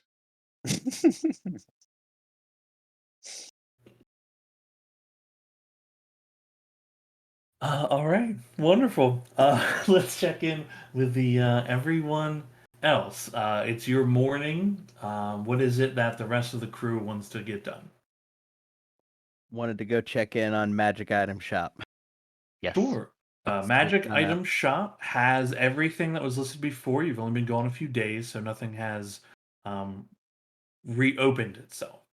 Do you remember what those things were? Where'd you put I will 'em? show you what those things are. Yeah.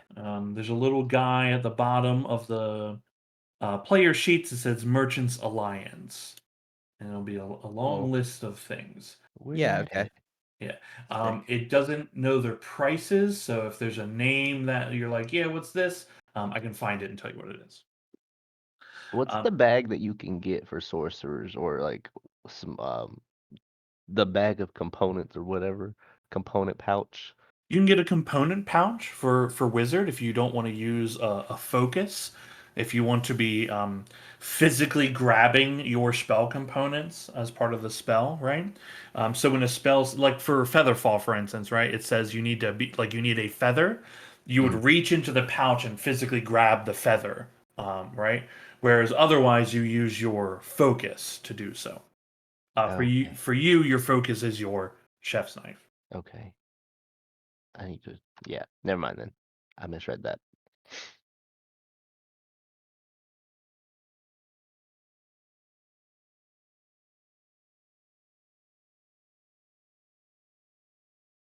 Oh yeah, the thing that you get to put it in the thing and make the spell. Yeah.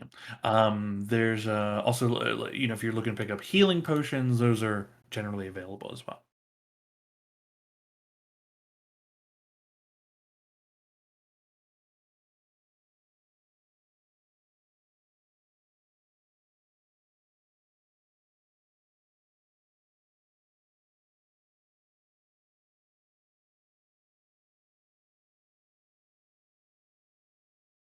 do love the crawling cloak. Crawling cloak is Just pretty sick. getting to crawl around.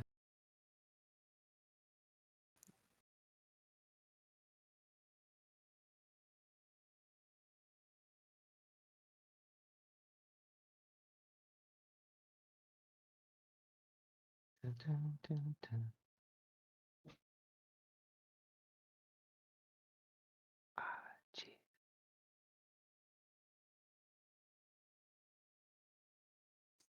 How much does the heliotrope heart cost? The heliotrope heart is 800 gold. How much is that ring of Ursa? Ring of Ursa. The ring of Ursa is 1500 gold. It's a good ring. We just got a bunch of gold, right? We got 69 platinum each. That's I ain't right. getting nothing. Nope. I swear to God, we're gonna run into bear folk. It's just gonna happen at some We point. are. The problem with the ring of bear folk is you will get a bear snout. Is that a problem? It feels like it is.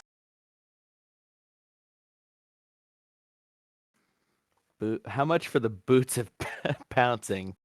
Boots of pouncing. The boots of pouncing are 600. Okay. What about umbral chopper? The chopper. The big chopper, the +1. The big chopper is 2800. Yeah. And I assume Morden Blade is also up there. It's pretty good. Yeah, the Mordant Blade would also be a little pricey as well. Yeah, the Mordant Blade is because it's doing multiple different functions. It's 5,000 for the Mordant Blade.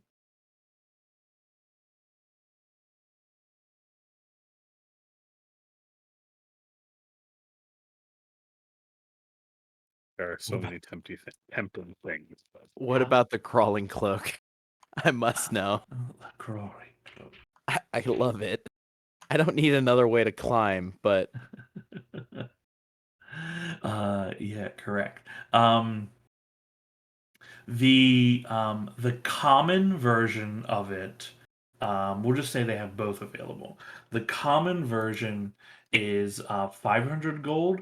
The uncommon is 1,000. How much is the Mordant blade? The Mordant Blade is 5,000. Yeah, that's right. I was making sure I was reading that. Okay. what about Gauntlets of the Crashing Waves?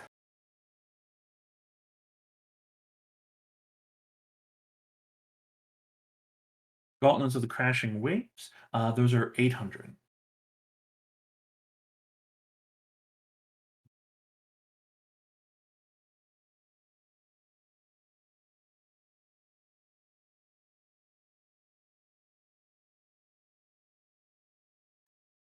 I'm tempted by the heliotrope heart.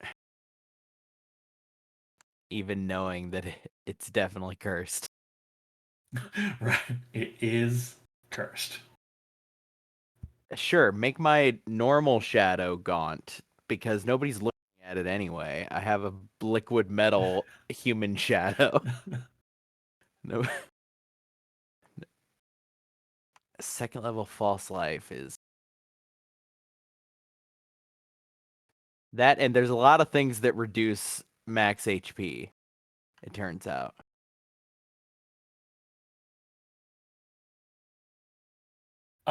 True. Although this has specific things for it won't let vampires reduce your max HP. It's not a protection against max HP reduction. So if you run into any vampire, What about the Ring of Remembrance? Ring of Remembrance.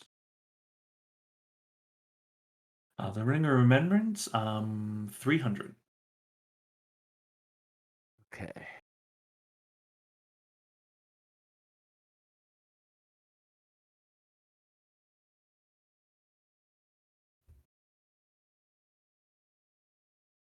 Oh, what about Warlock's Aegis? The Aegis is fairly pricey. Mm-hmm. That is 7,000. Mm. Yeah. Because it's also it requires attunement by Warlock. Mhm. Though I believe we determined the Warlock within your party, their AC without it is the Yep. same, or if not, could be better.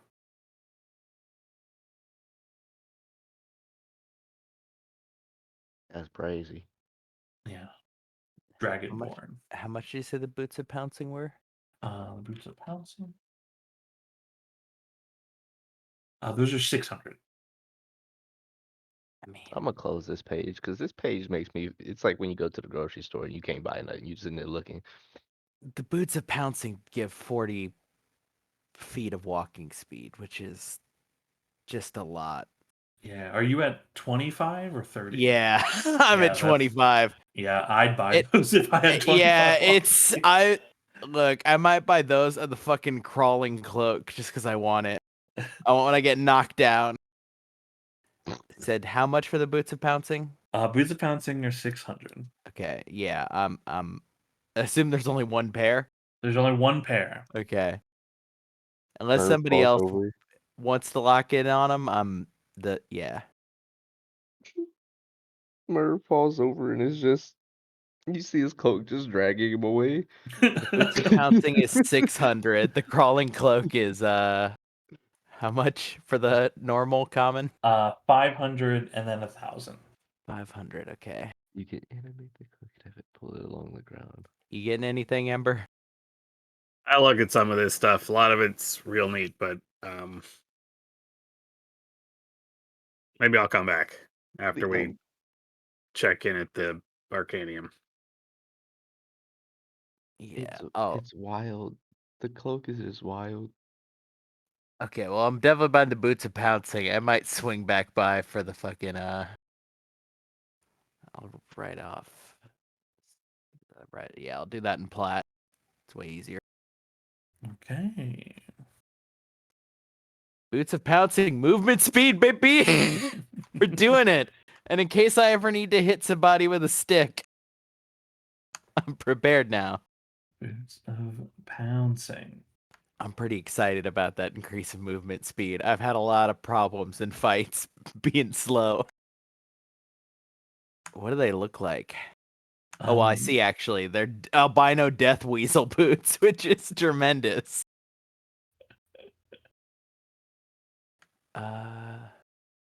Do you wear armor, Firm? Yes. What kind of armor?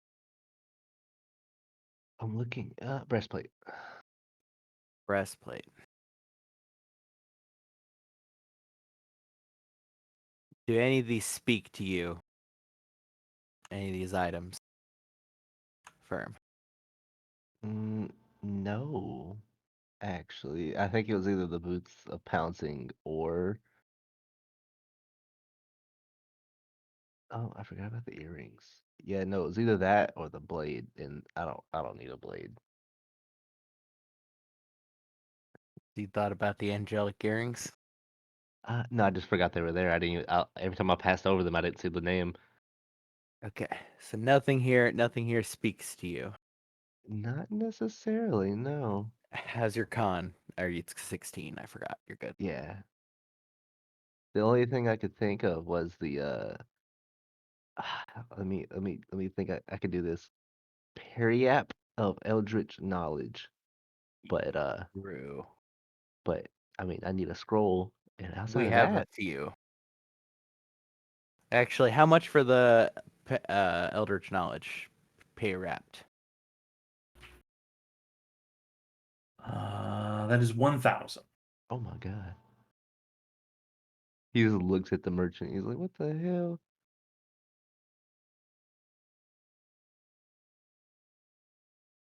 Oh, think about it while we do the next thing. So we can move things. We can get some exposition in. Yes. I'm satisfied with my purchase for the moment. I may get you the Eldritch thingy. He's really contemplating trying to swipe it. You mustn't. You simply mustn't. You simply mustn't. Yeah, let me add the boots of Pounce. Yeah, I will. All I That's- can picture I'm is hyped Merv about just these. standing there bouncing. Look, this is the first pair of shoes I'm wearing canonically. This is gonna be a Oh big deal. my. I got the halfling feet. This is the first time Merv is putting on a pair of boots. Okay, they are under clothing, boots of pouncing. They fall into the first category in your inventory. I believe it's my Um, second attunement item. Yeah, and then you want to click there's like a little shield and then a little star that will attune them. You can also go into edit the item into details and then say that they are equipped and attuned as well. Yeah, I did attune and equip. I'm gonna change my movement speed. on Yeah, display. if you know how to go in and change that, feel free to. Yep. 40 feet feels good. God damn, that's big. It's big. Fast, almost as I'm s- fast as Ragnarok. I'm so slow. I'm still so tempted by the badger hide armor, but now that a fucking half plate is You're being getting- put. Yeah, I know. I'm getting the half plate upgrade, but still digging. Yeah, Merv that's out pretty- here about that's to just pretty- be a walking tank. Pretty good. Cool. The list is there. Should you choose to Yep. come back to it? Yeah, no problem. Cool. So, shopping concluded. If there's any like general goods you want, you can look at the price on D&D Beyond. Just deduct it, from your thing, and just let me know if you need me to put it in your inventory, that sort of thing. Cool. Okay. Where to afterwards? Arcanium, right? Okay. You take the ferry over for the Arcanium. You make your way through the guards into through the central courtyard. Make your way into the Arcanium and down to research and reclamation. You see Baracus and Fettlework are both in there. Baracus is just doing some. It looks like he's grading. Not grading. He doesn't teach here. He did at one point. You see, he's just taking notation in a book at the table, and Fettlework is. You see that he has shifted a lot of the anhedon material to a different part of his workshop. He is currently fashioning some kind of what looked like he's using the pieces to make like he already has about half a dozen like standardized sized like crystals that he's made out of it, just taking it, carving it into a shape that he seems to be like working on making. They both look up to you. Baracus waves his hand for you to come in. Please, welcome. Come in. Come in. Just the few of you today. Yeah. Go ahead. Now you go. That was wanted to ask you, given the nature of the thing downstairs, what you knew about what you knew about Tiamat and the thing called a conduit. What was the fancy word they use? Clover rocks. That one. Well, Tiamat is hold on, they're kind of racking my mind here for a moment. You see, he sets his pen down and taps his little mustache. Yes. She's dragon deity. One of two, is that right, Featherwork? And you see Featherwork. Yeah, two dragons. Yes, two of them. Something about. Oh, right. Fascinating, this one. Lots of heads. 5 heads, actually. Pretty nasty, from what I remember. Though there's not very many that, well, at least here, that worship her. This other thing, though, like Conduit Corvox, I can't say I've ever heard of it.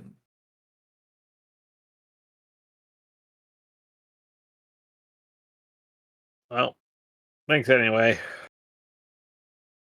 What do you got going with that Anhedon thing? Featherwork kind of like looks up. Oh, well, some of the material, the many crystals have certain resonances, and, well, I might be able to do something with that resonance. It's possible to maybe form some sort of a network out of it. I'm not sure yet.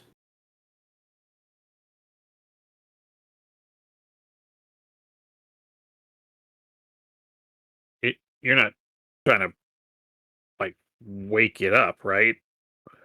Oh, this? You can see just like taps his hammer on the chunk he's working on. Little bits of it break away. Oh, this thing's way dead. Way dead.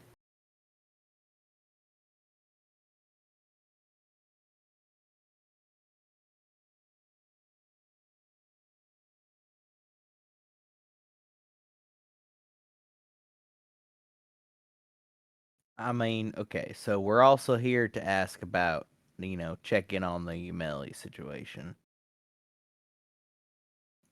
For instance, Right. everything you Right. know about the tower, spire. Well, Master Featherwork, I believe that is your area of expertise, what little there is. You see, Featherwork sets his tools down as little Walker brings himself over to the central table. Um, which tower? I mean, I guess the tall black one.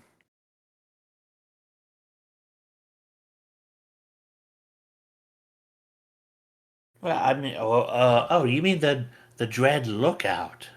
Yeah. Oh, well, there's not a lot to say about it. What information are you looking for specifically? I mean, what's in there? Oh, I don't know. No, nobody knows what's inside of it. There's, But you've been to it. oh yes, I was one of my class when I was a student here. We were one of the last to actually go there.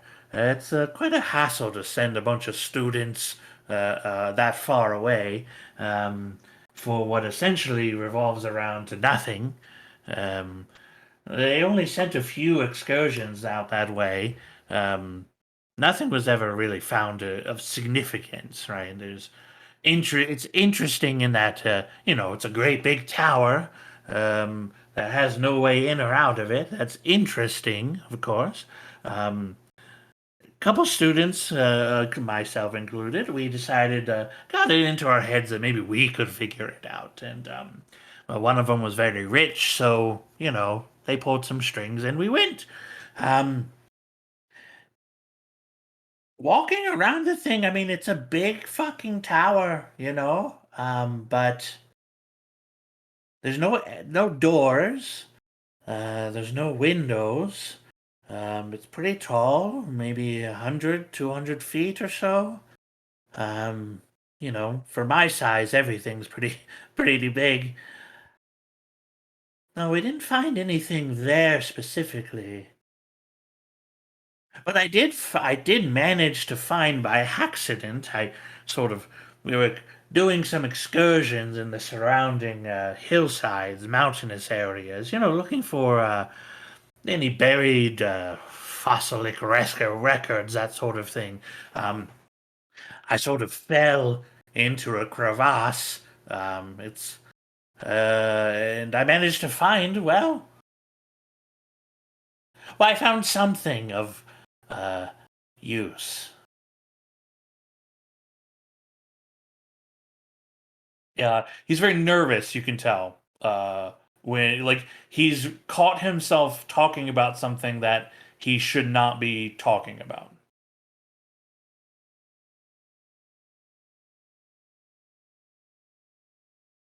All right. And what did you find? Uh, yeah, I mean, I'm not supposed to talk about it. He makes wide eyes at you, Merv. Fair enough. Um, to the crux of the question here, we need to know if it's Melly wanted in there or possibly wanted back in there.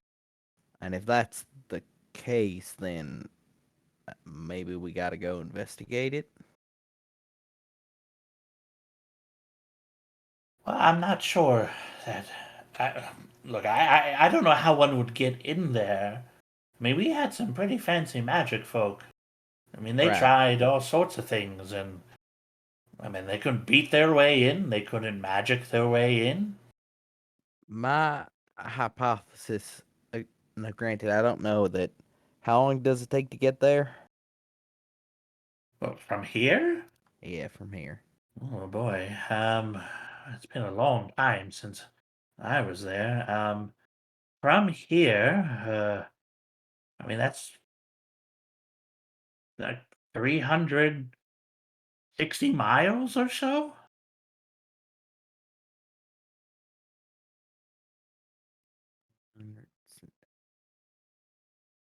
Well, okay. Here's So, I my mean, you're talking weeks. here's my hypothesis. If Umeli got in there because she's got the part of her brain that lets her know about ancient stuff like we do, then if that thing's an ancient thing, we might be able to get in there. Maybe. I mean, it's conjecture, right? I mean, how you Right. wouldn't know till you went there. Right. I mean, you say, why do you think that she was in there before? I mean, maybe she weren't. According to Cal, she just seemed desperate to get in there. Meaning she at least knows what's in there or thinks she does. Hmm. If anybody on this continent currently could get in there, it'd probably be her. I'd wager you may be right about that part of it. I don't know how she would get in there. I mean, obviously we don't know, but look, the friends I went with, they were better wizards than her, and they weren't able to find a way. I mean, I wasn't able to get in.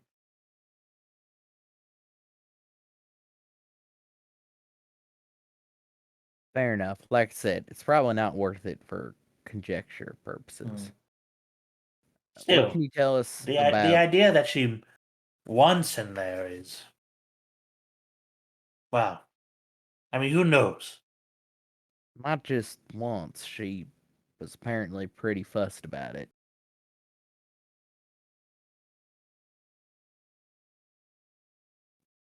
Setting that aside, um, we're at a bit of an impasse as far as the Umeli concerns go. Reckon if we go to wherever she is currently in the mountains, we'll still be behind her. But if there's anything we should know about the facility up there that's relevant, it'd be good to know. Yes, you were here. You mentioned You mentioned the facility up in the mountains.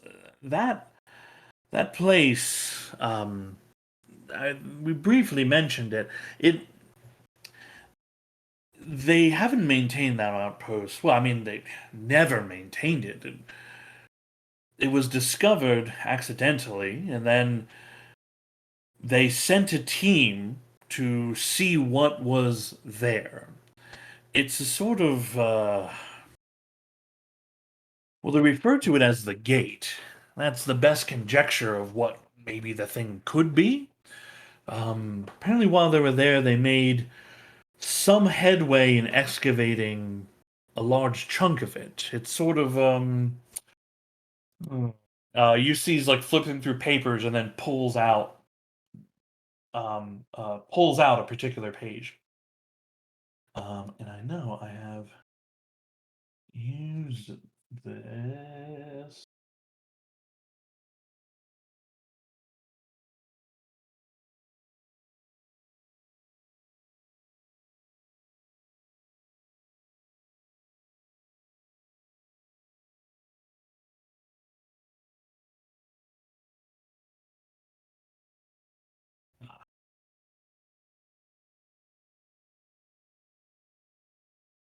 Uh, in the Discord is the link to the picture. Yeah. Yeah. So it's a sort of it shows you it's a mountainous region, sort of a broken stone kind of circle with a central orb within, and uh, that matches like the description that Cal had given for what he had seen. He says, "Yeah, this here. They excavated this much of it, but the site became overrun with well, dangerous storms of the mountains, but also there's shadow beasts that roam that area of the world. Uh, Very dangerous, very territorial. It just it wasn't sustainable to keep an outpost up there. Also, it's almost a month's travel to get there. If you're talking about supporting it, maintaining it, were anything to happen to anybody, no one would know for weeks. So it was determined it wasn't valuable enough.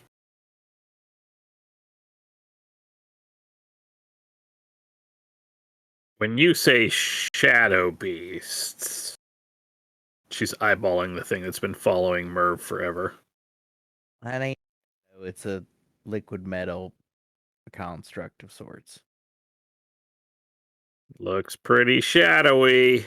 In the sense that it's shadowing, yes, but I mean, I'd have to agree with Ember here. I mean, it's very unnerving every time you see it. Oh, I've gotten used to it.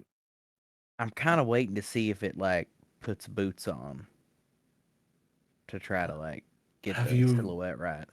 Tried dressing it? No. Well, I tried to hand it something, but it wouldn't take it. So So strange. I like hold out like a dagger and try to like get near it to hand it to it. I know you described before it just continues to pace in front of me, right? Yeah, like it doesn't Yeah. take anything you hand to it. If I look at its feet, does it look like it still has bare feet like I do, or like I did, or does it have boots now? It's just like the shape of feet, right? Like Yeah. it has the shape of you in general, but it's Can I not see like toes? no, it's not that defined. But it's you could like based on the size and overall, like overall look of it, it's like it's definitely you. It's just not detailed. Got it.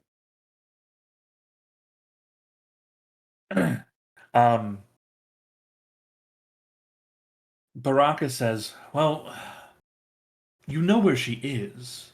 I mean, this is the first time that we've had any information like this. Where she is, what she's doing. Right now, yeah. Where Now, a month. The time is the problem. The distance is the problem here.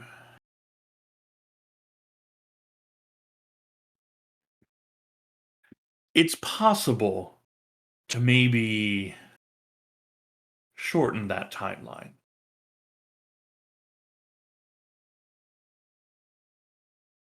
How so?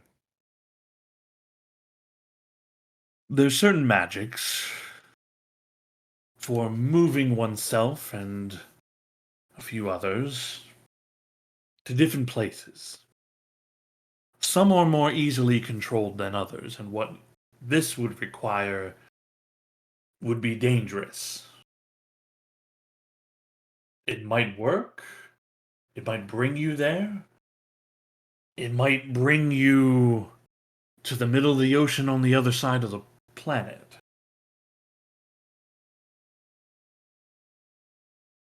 But you said one of you has seen this place. Right. Which one was that? That was Cal. Cal. He has a knack for magic, yeah? I guess. He I mean, definitely he does does.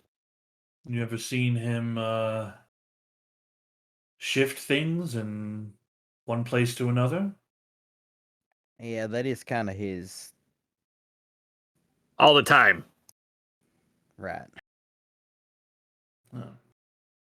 Okay, before we move further into this line of inquiry, I don't know if we're currently prepared to be able to outright take O'Malley.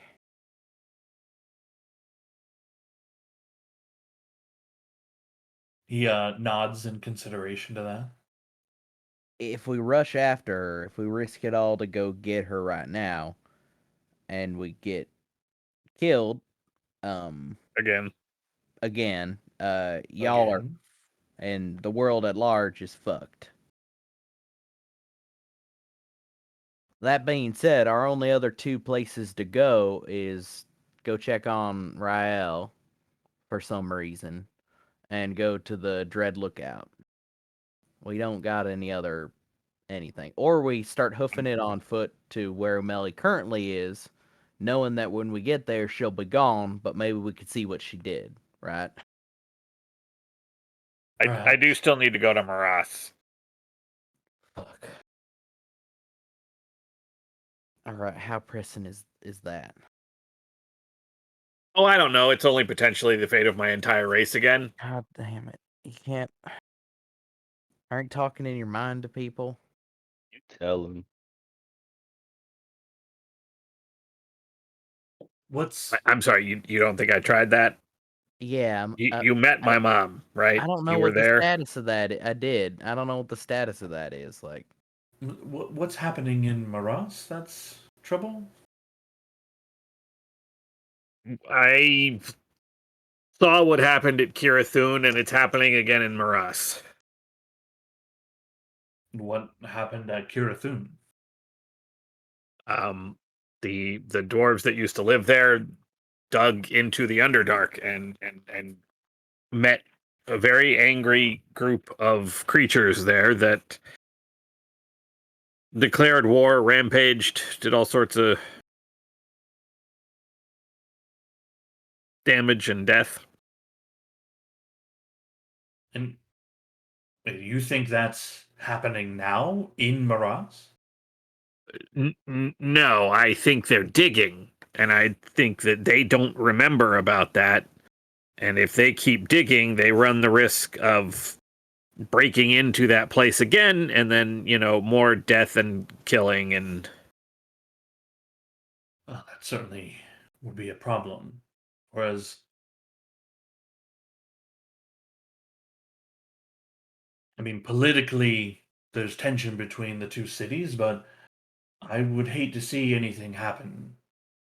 I mean, I have friends there. You have families there.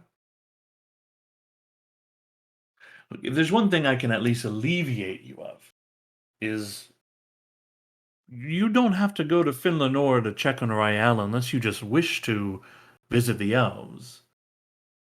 Rael's family his father is the guardian of the leader of Finlanora. He's very safe. It's actually the safest place he could be, aside from in here. All right. Okay, so separate option, you continue giving us jobs and we continue doing them and acquire money here. Sure, but then what about the Umeli problem? Right. I mean, we have So this is actionable information that you're bringing. To ignore it would be, I mean, foolish. I'm not thinking we're gonna risk moving to to kill her now. I just don't think we can, and I don't think it's worth the risk.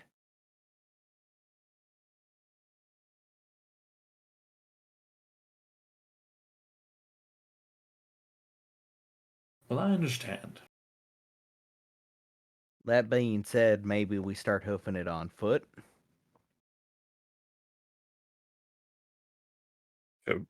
To where? To the facility she's currently at, that she won't be by the time we get there.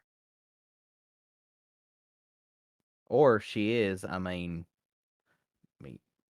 then the issue's forced, isn't it? It depends exactly what it is that she's doing. Did your friend get a glimpse of what she was doing while there?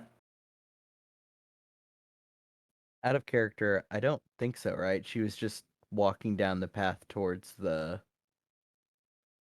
arch with the stone in it, right? She was making the camp, ball. resting up.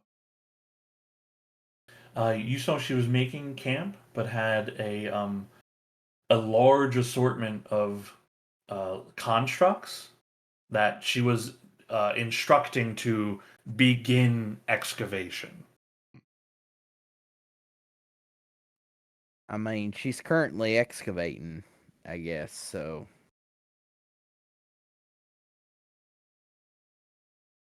if we go there slow, maybe we get there after she's already found what she's found.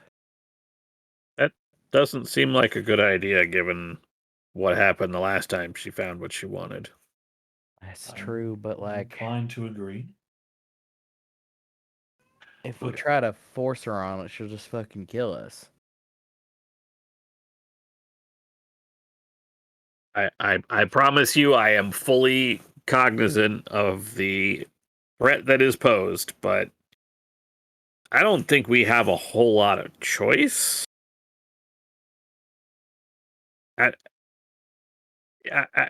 The last time we were the last time we fought, she was pretty clear on what she wants to do. I feel like the longer we give her to make steps to that goal, the worse it's going to be for us.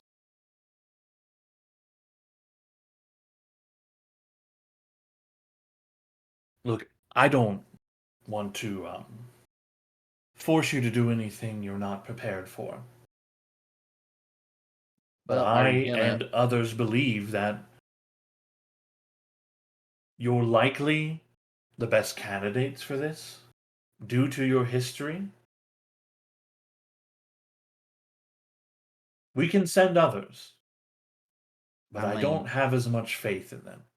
can you send somebody else with us to help? Potentially,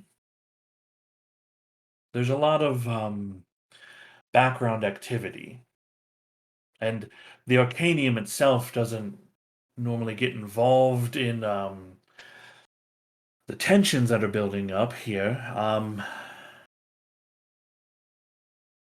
I can see about lending aid. Literally anything would. If you're gonna send us into a mall, maybe you can send us with anything you got. Magic items, fucking spell things, money, like The most powerful thing I can provide for you is an option to arrive immediately. to the actual site. Like immediately? There are restrictions, there are contingencies, but yes, you would arrive in the location you wish to be immediately, but it is dangerous magic. It's not very well practiced, it is highly guarded. All It right. is something So, that is very costly as well. I'd be sticking my neck out to gain one of these for you. all right. And if we did it, what's the worst thing that can happen? Well, the very worst thing that could happen is you, again, are transported into the middle of the ocean, somewhere on the opposite side of the planet.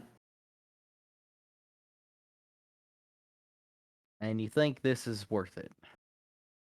Well, This risk here. that's for you to decide. You have a month's journey on foot where you will likely miss your opportunity. Maybe she's there, maybe she's not. This is not without risk, but Cal seems, from what you've described, versed in this kind of magic. Also, it's good that he is the one that has seen this place because the more information you have about a place, the more likely it is you succeed. Do you got like any magic types here capable of looking in on that place magically? It's not the same for this. Scrying a thing is you need to have seen it, right? And from Well, what you've described, he's seen it.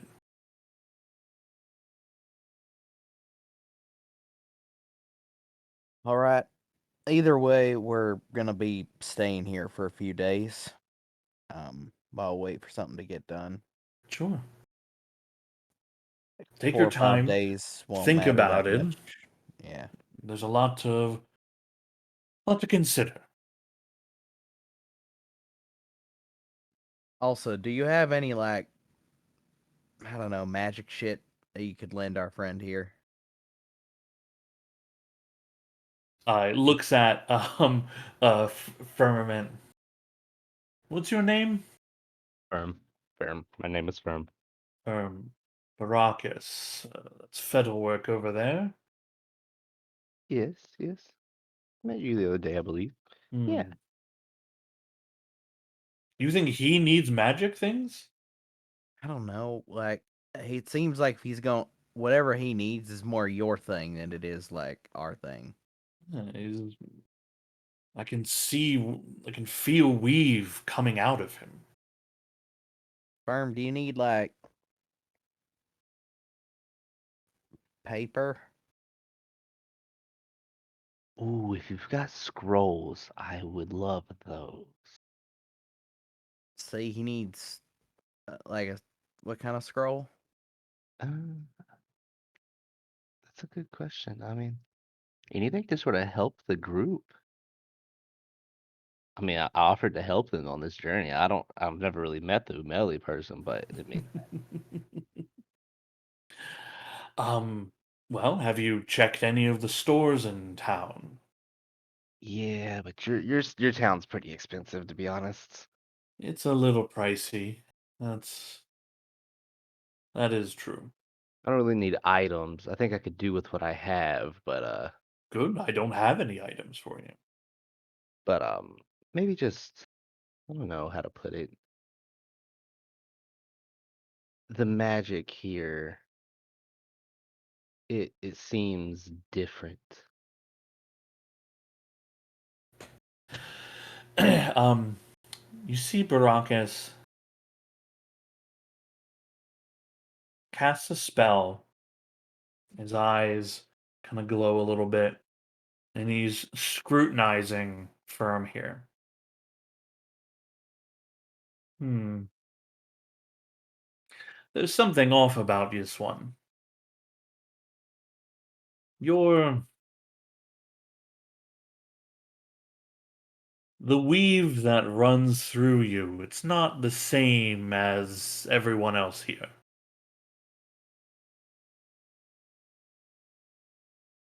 Um, I don't the know what hell the does weave that is. mean? Yeah, I don't know if I'm understanding where you're going with that. It moves different.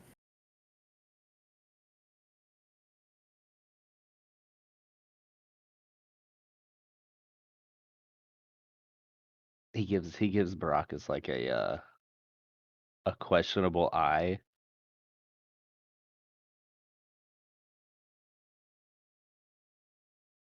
I'm sure it's nothing to be worried about.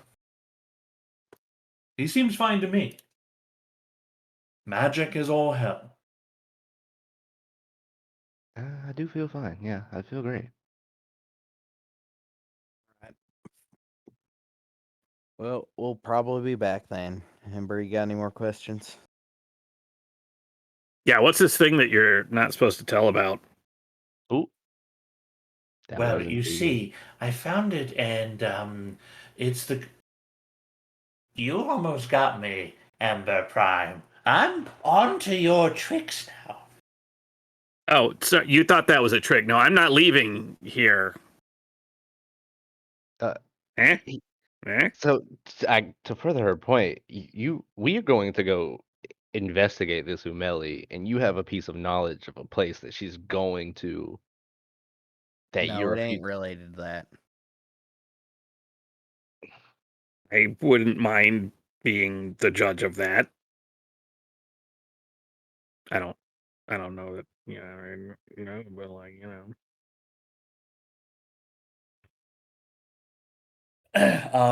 Fiddlework looks at you, Merv. His eyes drift over to Baracus. Baracus makes like a shrug. Your choice. Ember, can you roll a persuasion check? sure. nice. Since our proficiency bonus went up, I actually have a positive modifier. Hey.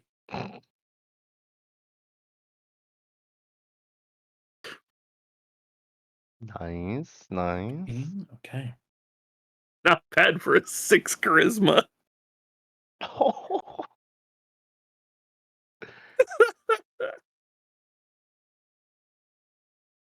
You all have risked your lives for us.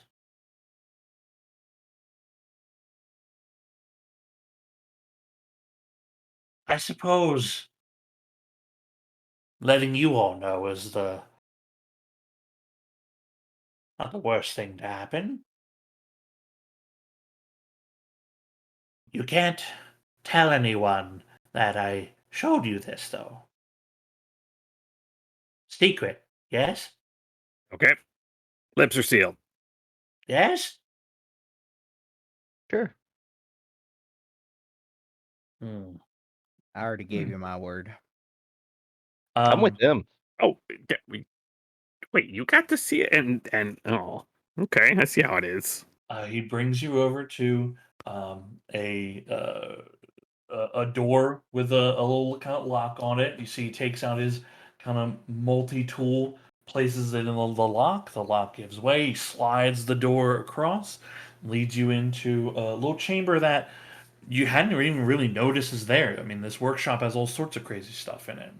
Um, in the chamber, he says a few magic words, and some lamps illuminate, and there is a cloth covering what looks to be a large piece of something. His walker grabs the cloth, pulls it off, and you see on an upright table, put it like almost 90 degrees, there is what looks at first like a simple piece of metal armor, like a whole set of armor strapped to a table. There are pieces of the armor that are missing. However, upon closer inspection, you look and see that this is not just armor, this is a thing of some sort, a construct. And as you step closer to take a look, you see more and more detail about it. The torso is heavily damaged. There's a leg that's missing. The helm or head also has damage to it. And you notice that those of you that are from Bastion and Maras as well, you notice that there is a similarity between the general idea of this thing and the golems that walk around Bastion and do the heavy work, and the golems that even have made their way into Maras, that many people do employ, because it is much easier, even in the mines of Maras, for ultra dangerous work to have something that if it dies, it's not a big deal. You can just repair it or make another one. I found this when I fell through the crevasse by the Dread Lookout. It's the only thing of note that's ever been found out there, and it wasn't in the tower, it was outside of it. We're not exactly sure what it is, but best guess is that it was alive at one point, or animate at one point. This here, he taps the center chest area. This here is likely where the power source should have been. When I found it, it was already damaged. I've never been able to get it working, but I've learned a lot from it over the years. How big is this thing? Maybe like 6 to 7 foot tall, you'd wager.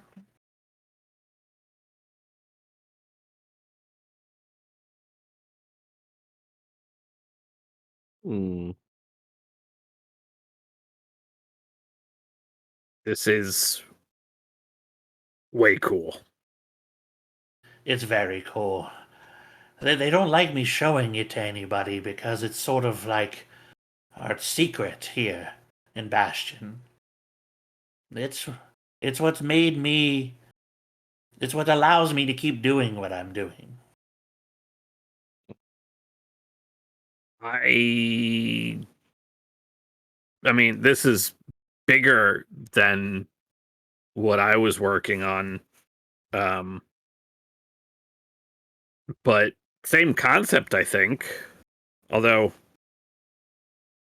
I guess maybe a little different because this looks like it's. You're guessing this is pure machine, right? No. Maybe there's parts of it that don't make sense exactly. Tubes. I'm not sure what would be inside of these sort of tubes. Theories. One of the theories is that there's organic matter involved. Maybe a sort of machine hybrid.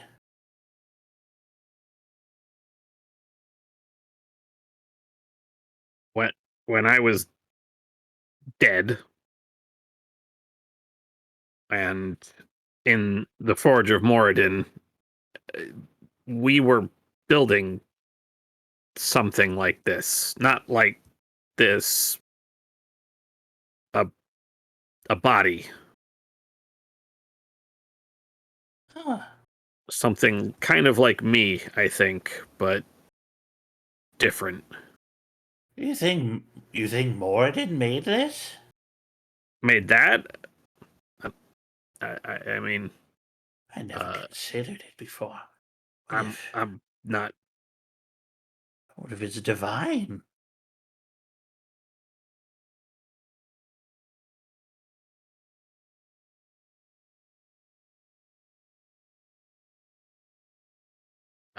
I'm assuming this is way taller than what was on the forge tables in when Ember Prime was dead.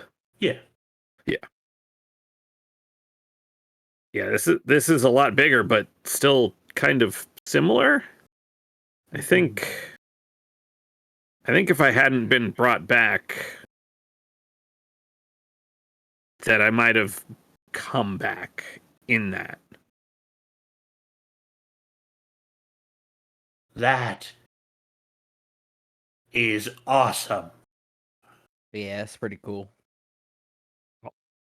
Yeah, also a little terrifying, but Wait, just some thought, it you said you found this at the Dread Tower or the Dread Lookout. Yeah, a cavern opened up beneath me. Is there any of that kind of history there? Not that anyone's ever known. I mean, we scavenged the rest of the cavern and the surrounding areas, but nothing else was found. I mean, we couldn't believe we found something this intact. Um, and I've been sort of, researching it ever since.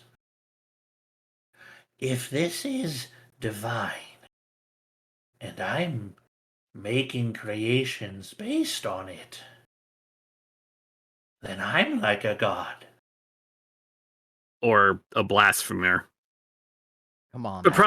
probably the first thing. It's I probably I like my way better. He's not saying he's a god, but he's saying he's like a god, which ain't Yeah, well, I mean, there's lots of ways to be inaccurate. like a god. So, Hmm.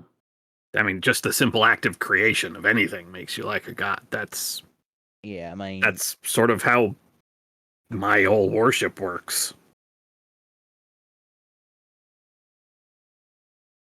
What? I try Pretty to wild. emulate the Stonefather. yeah. Hmm. Would be pretty wild coming back as something like this, though. I You think it mean, eats? I think it runs on fire. That's what the tubes are for. I don't know. When I Have you when I tested the heat tried to on 'em? jumpstart it, it seemed that my ideas of the power source were correct, but it just didn't take. And then obviously we didn't make any more um, attempts, given that half the city exploded. So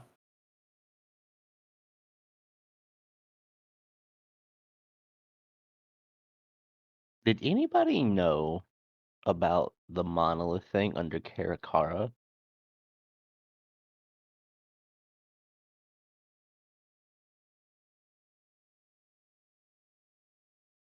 Featherwork shakes his head and says, well, "Not as far as I'm aware. Did any of you hear about someone knowing about it? I mean, obviously, aside from Umeli." I don't think so. Did we? No, I mean, we didn't find out till Safeguard. All right, the weird little machine They weren't orb little. thing. The big machine thing. Yeah, told me about biological and physic.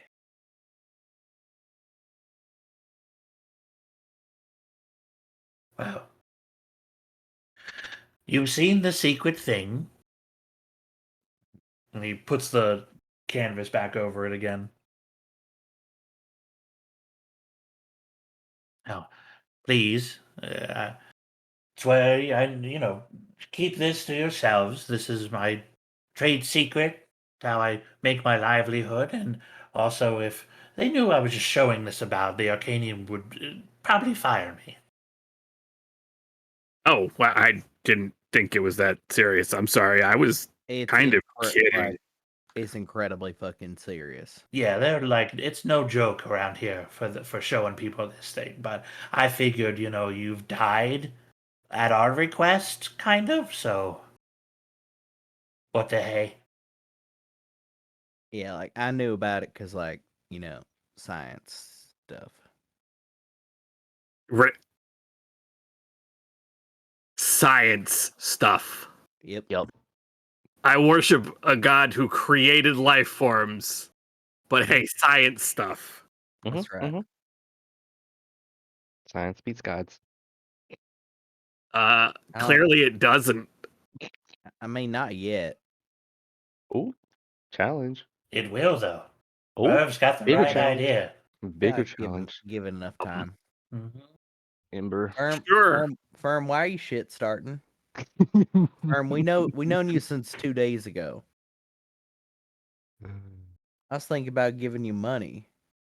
I don't need money. No, I'm just enjoying the company. He escorts you out of the chamber, relocks it with his multi-tool. Baracus is just sitting there enjoying a little bit of fruit and wine. He seems unperturbed by the thing that's back there, unimpressed by it all. All right, we're gonna go fucking confer on whether we want to do a death run, and whether we want to risk the moving from one place to the other real fast part of this death run. Very well. Yeah. Also, if I may, try to have a little faith in yourselves. Did you fight Umeli before? Oh, no, I just mean that you've come a long way since then. And if you go into something thinking that you're going to fail, you likely will.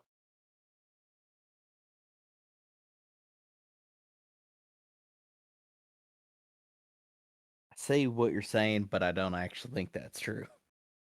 If you prep, it doesn't really matter whether you think you're gonna fail or not. I'm Well. here for it. You have a few days, it sounds like, so once you make your decision, just let us know. We may be back to ask further about the more details about this moving from one place to the other thing. Sure. Especially if Cal's gonna do it. We're gonna need time for him to make sure he understands it completely. I can walk him through the whole process as it's been explained to me once. Oh, Great.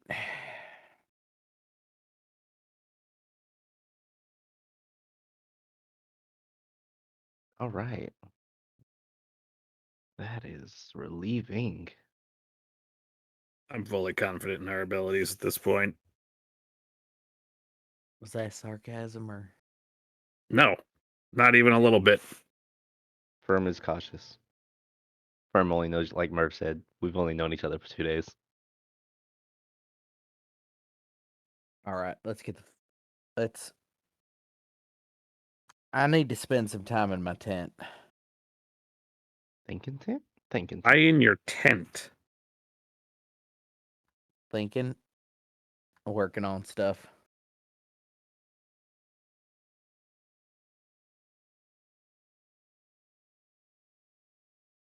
All right. I'm gonna be with the other people who are gonna go on this death trip. We got 3 and like a half days now to maybe 4 round up before we can get the armor that might help with this. It is the 16th. Your armor pickup is the 20th. Yeah. Sean, quick clarification question. Mhm. So, offensively, when we fought Emeli, the 2 things we saw her do is 1, she obviously did a big cone of cold, and that was bad. But also, every round she was firing out something out of her hand, right? That was like a magic missile. One of her hands, I should say. Yeah, she was also able to, from each of her hands, like beams of energy, were like they're essentially mechanically it's magic missile. Thematically, they are laser beams being shot out, right? Yeah. Those are, I believe, the 2 main things you saw her do. Got it. But having been hit by it, I would recognize that it wasn't like I didn't get like getting hit. Like, in other words, force rather than thunder. Yeah, you can like you would be like affected by it. You would understand like, okay, it's not fire that's hitting me or lightning. The feeling of force. It would also trigger shield reactions, right, for people. Right. right? Like the magic sense kicks on to say, hey, this is incoming damage that this spell knows how to deal with. Okay, cool. Just wanted to make sure I didn't miss any other elements because I do think those are the only two things we actually saw her do. I think that is correct. I think she only did those two things. I mean, she blasted the shit out of us with those fucking blazer beams. yeah. That was the majority of the damage, and then the cone of cold just kind of executed the what was left. Mm-hmm. Okay. All right. You head back. I'm guessing the meetup spot is Rainier's, the general meetup spot. So we can say that everyone is all back together. That's a safe assumption. I know we're kind of a little over for session, but is there anything anybody wants to make sure is done or said now that everyone is back together? Ember Prime. Yeah. Ragnarok, tell Ember the great idea that you had.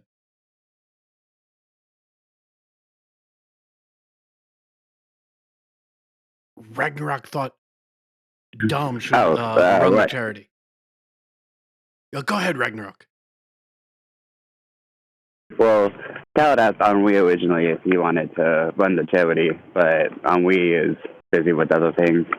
And so he brought it up to me, and I remember how much Dom cares about Kawakawa and all the refugees. And so I was thinking that maybe he would want to be in charge of the quintuple scene. Please, Ember, please. Can you send Dom a message, ask him if he'll run our charity? Oh, yeah, absolutely. I can do that right now. Hey, Dom. Well, hold on. Words of power. Hey, Dom, it's Ember Prime. Cal has a business proposition for you. Charity he's started here in Bastion. You interested in coming here? Oh, wow. I'm not really the business type. What's it all about? Also, Dom, the last time they messaged you, they told you that help was arriving. Literally the next day, the militia arrived into Karakara. So they've actually been there a few days at this point. They are just for your information. They are working to try to assist everyone, but there's some weird fucked up shit happening in the center of your city that nobody goes in the center. The closer you get to the monolith, the more dangerous it becomes. At it.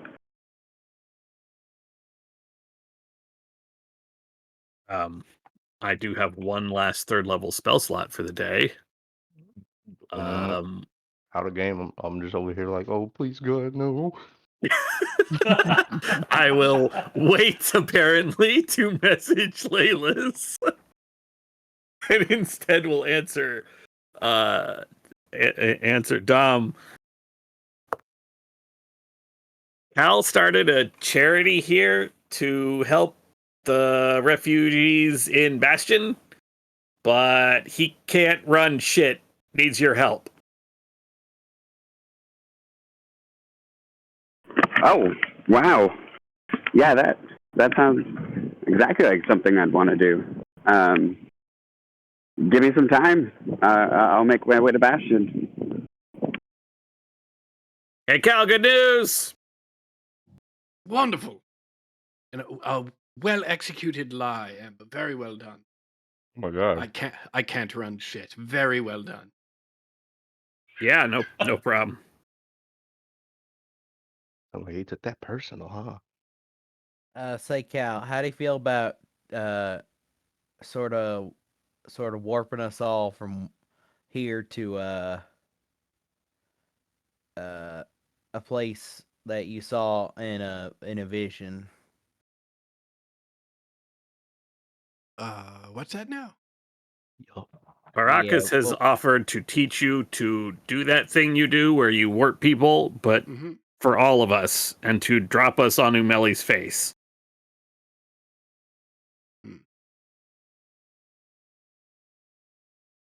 Yeah, that. Well, um,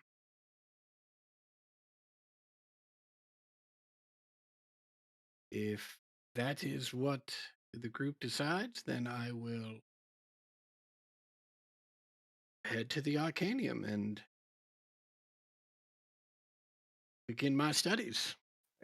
I would say give it today. Today is now that we're done with business. It's like I don't know, mid afternoon.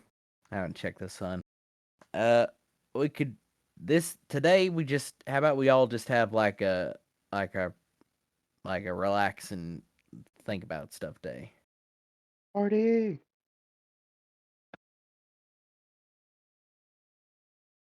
On that cue, Firm will go to the kitchen in Rainier's and start to make comfort food, sort of like a side soup, like tomatoes and grilled cheese, but then like a fried chicken and everything else. Very, very cool. Cal, I can do like a version of that thing you do where you move things from one place to another. So I'll come and try to help, right? Just if I can. Well, Also, check out these boots, Cal. Look how fucking Oh. fast I am. He like runs out to the street.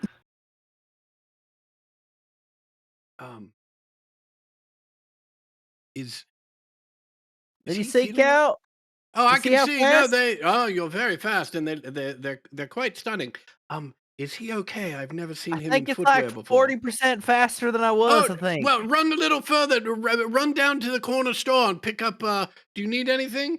He needs eggs. Where- Pick up some where's- eggs. Where's the candy store? 3 blocks down to your left. Got Um, it. This is the first time he's had something on his feet, correct? Has anyone seen that before? Nope. He's excited though. He's very excited. I think Chorby's still there and just gives a thumbs down. He's running chores. But at least he's running. I like the idea of ending session with Merv just like Sonic bolting down the street. Look, if you go from big 25 smile on his face. If you go from 25 feet to 40 feet, just imagine that kind of increase in your daily life in terms Yeah. of walking. Yeah. Just Merv how, basically. Sorry, go ahead. just how much faster you could do everything if you could move, not even like walk, just move that much faster. Yeah. Just the believe- unbridled joy of fast Merv. Yeah. I believe that is the difference between straight and gay speed. Oh my god. Oh, fuck you. Look, we can't all click our heels and sprint everywhere, Doug. I'm just imagining you walking out of your apartment every day and just leaping up into the air and clicking your heels before trotting down the block. I'm gonna do that. What a wonderful end to our session tonight.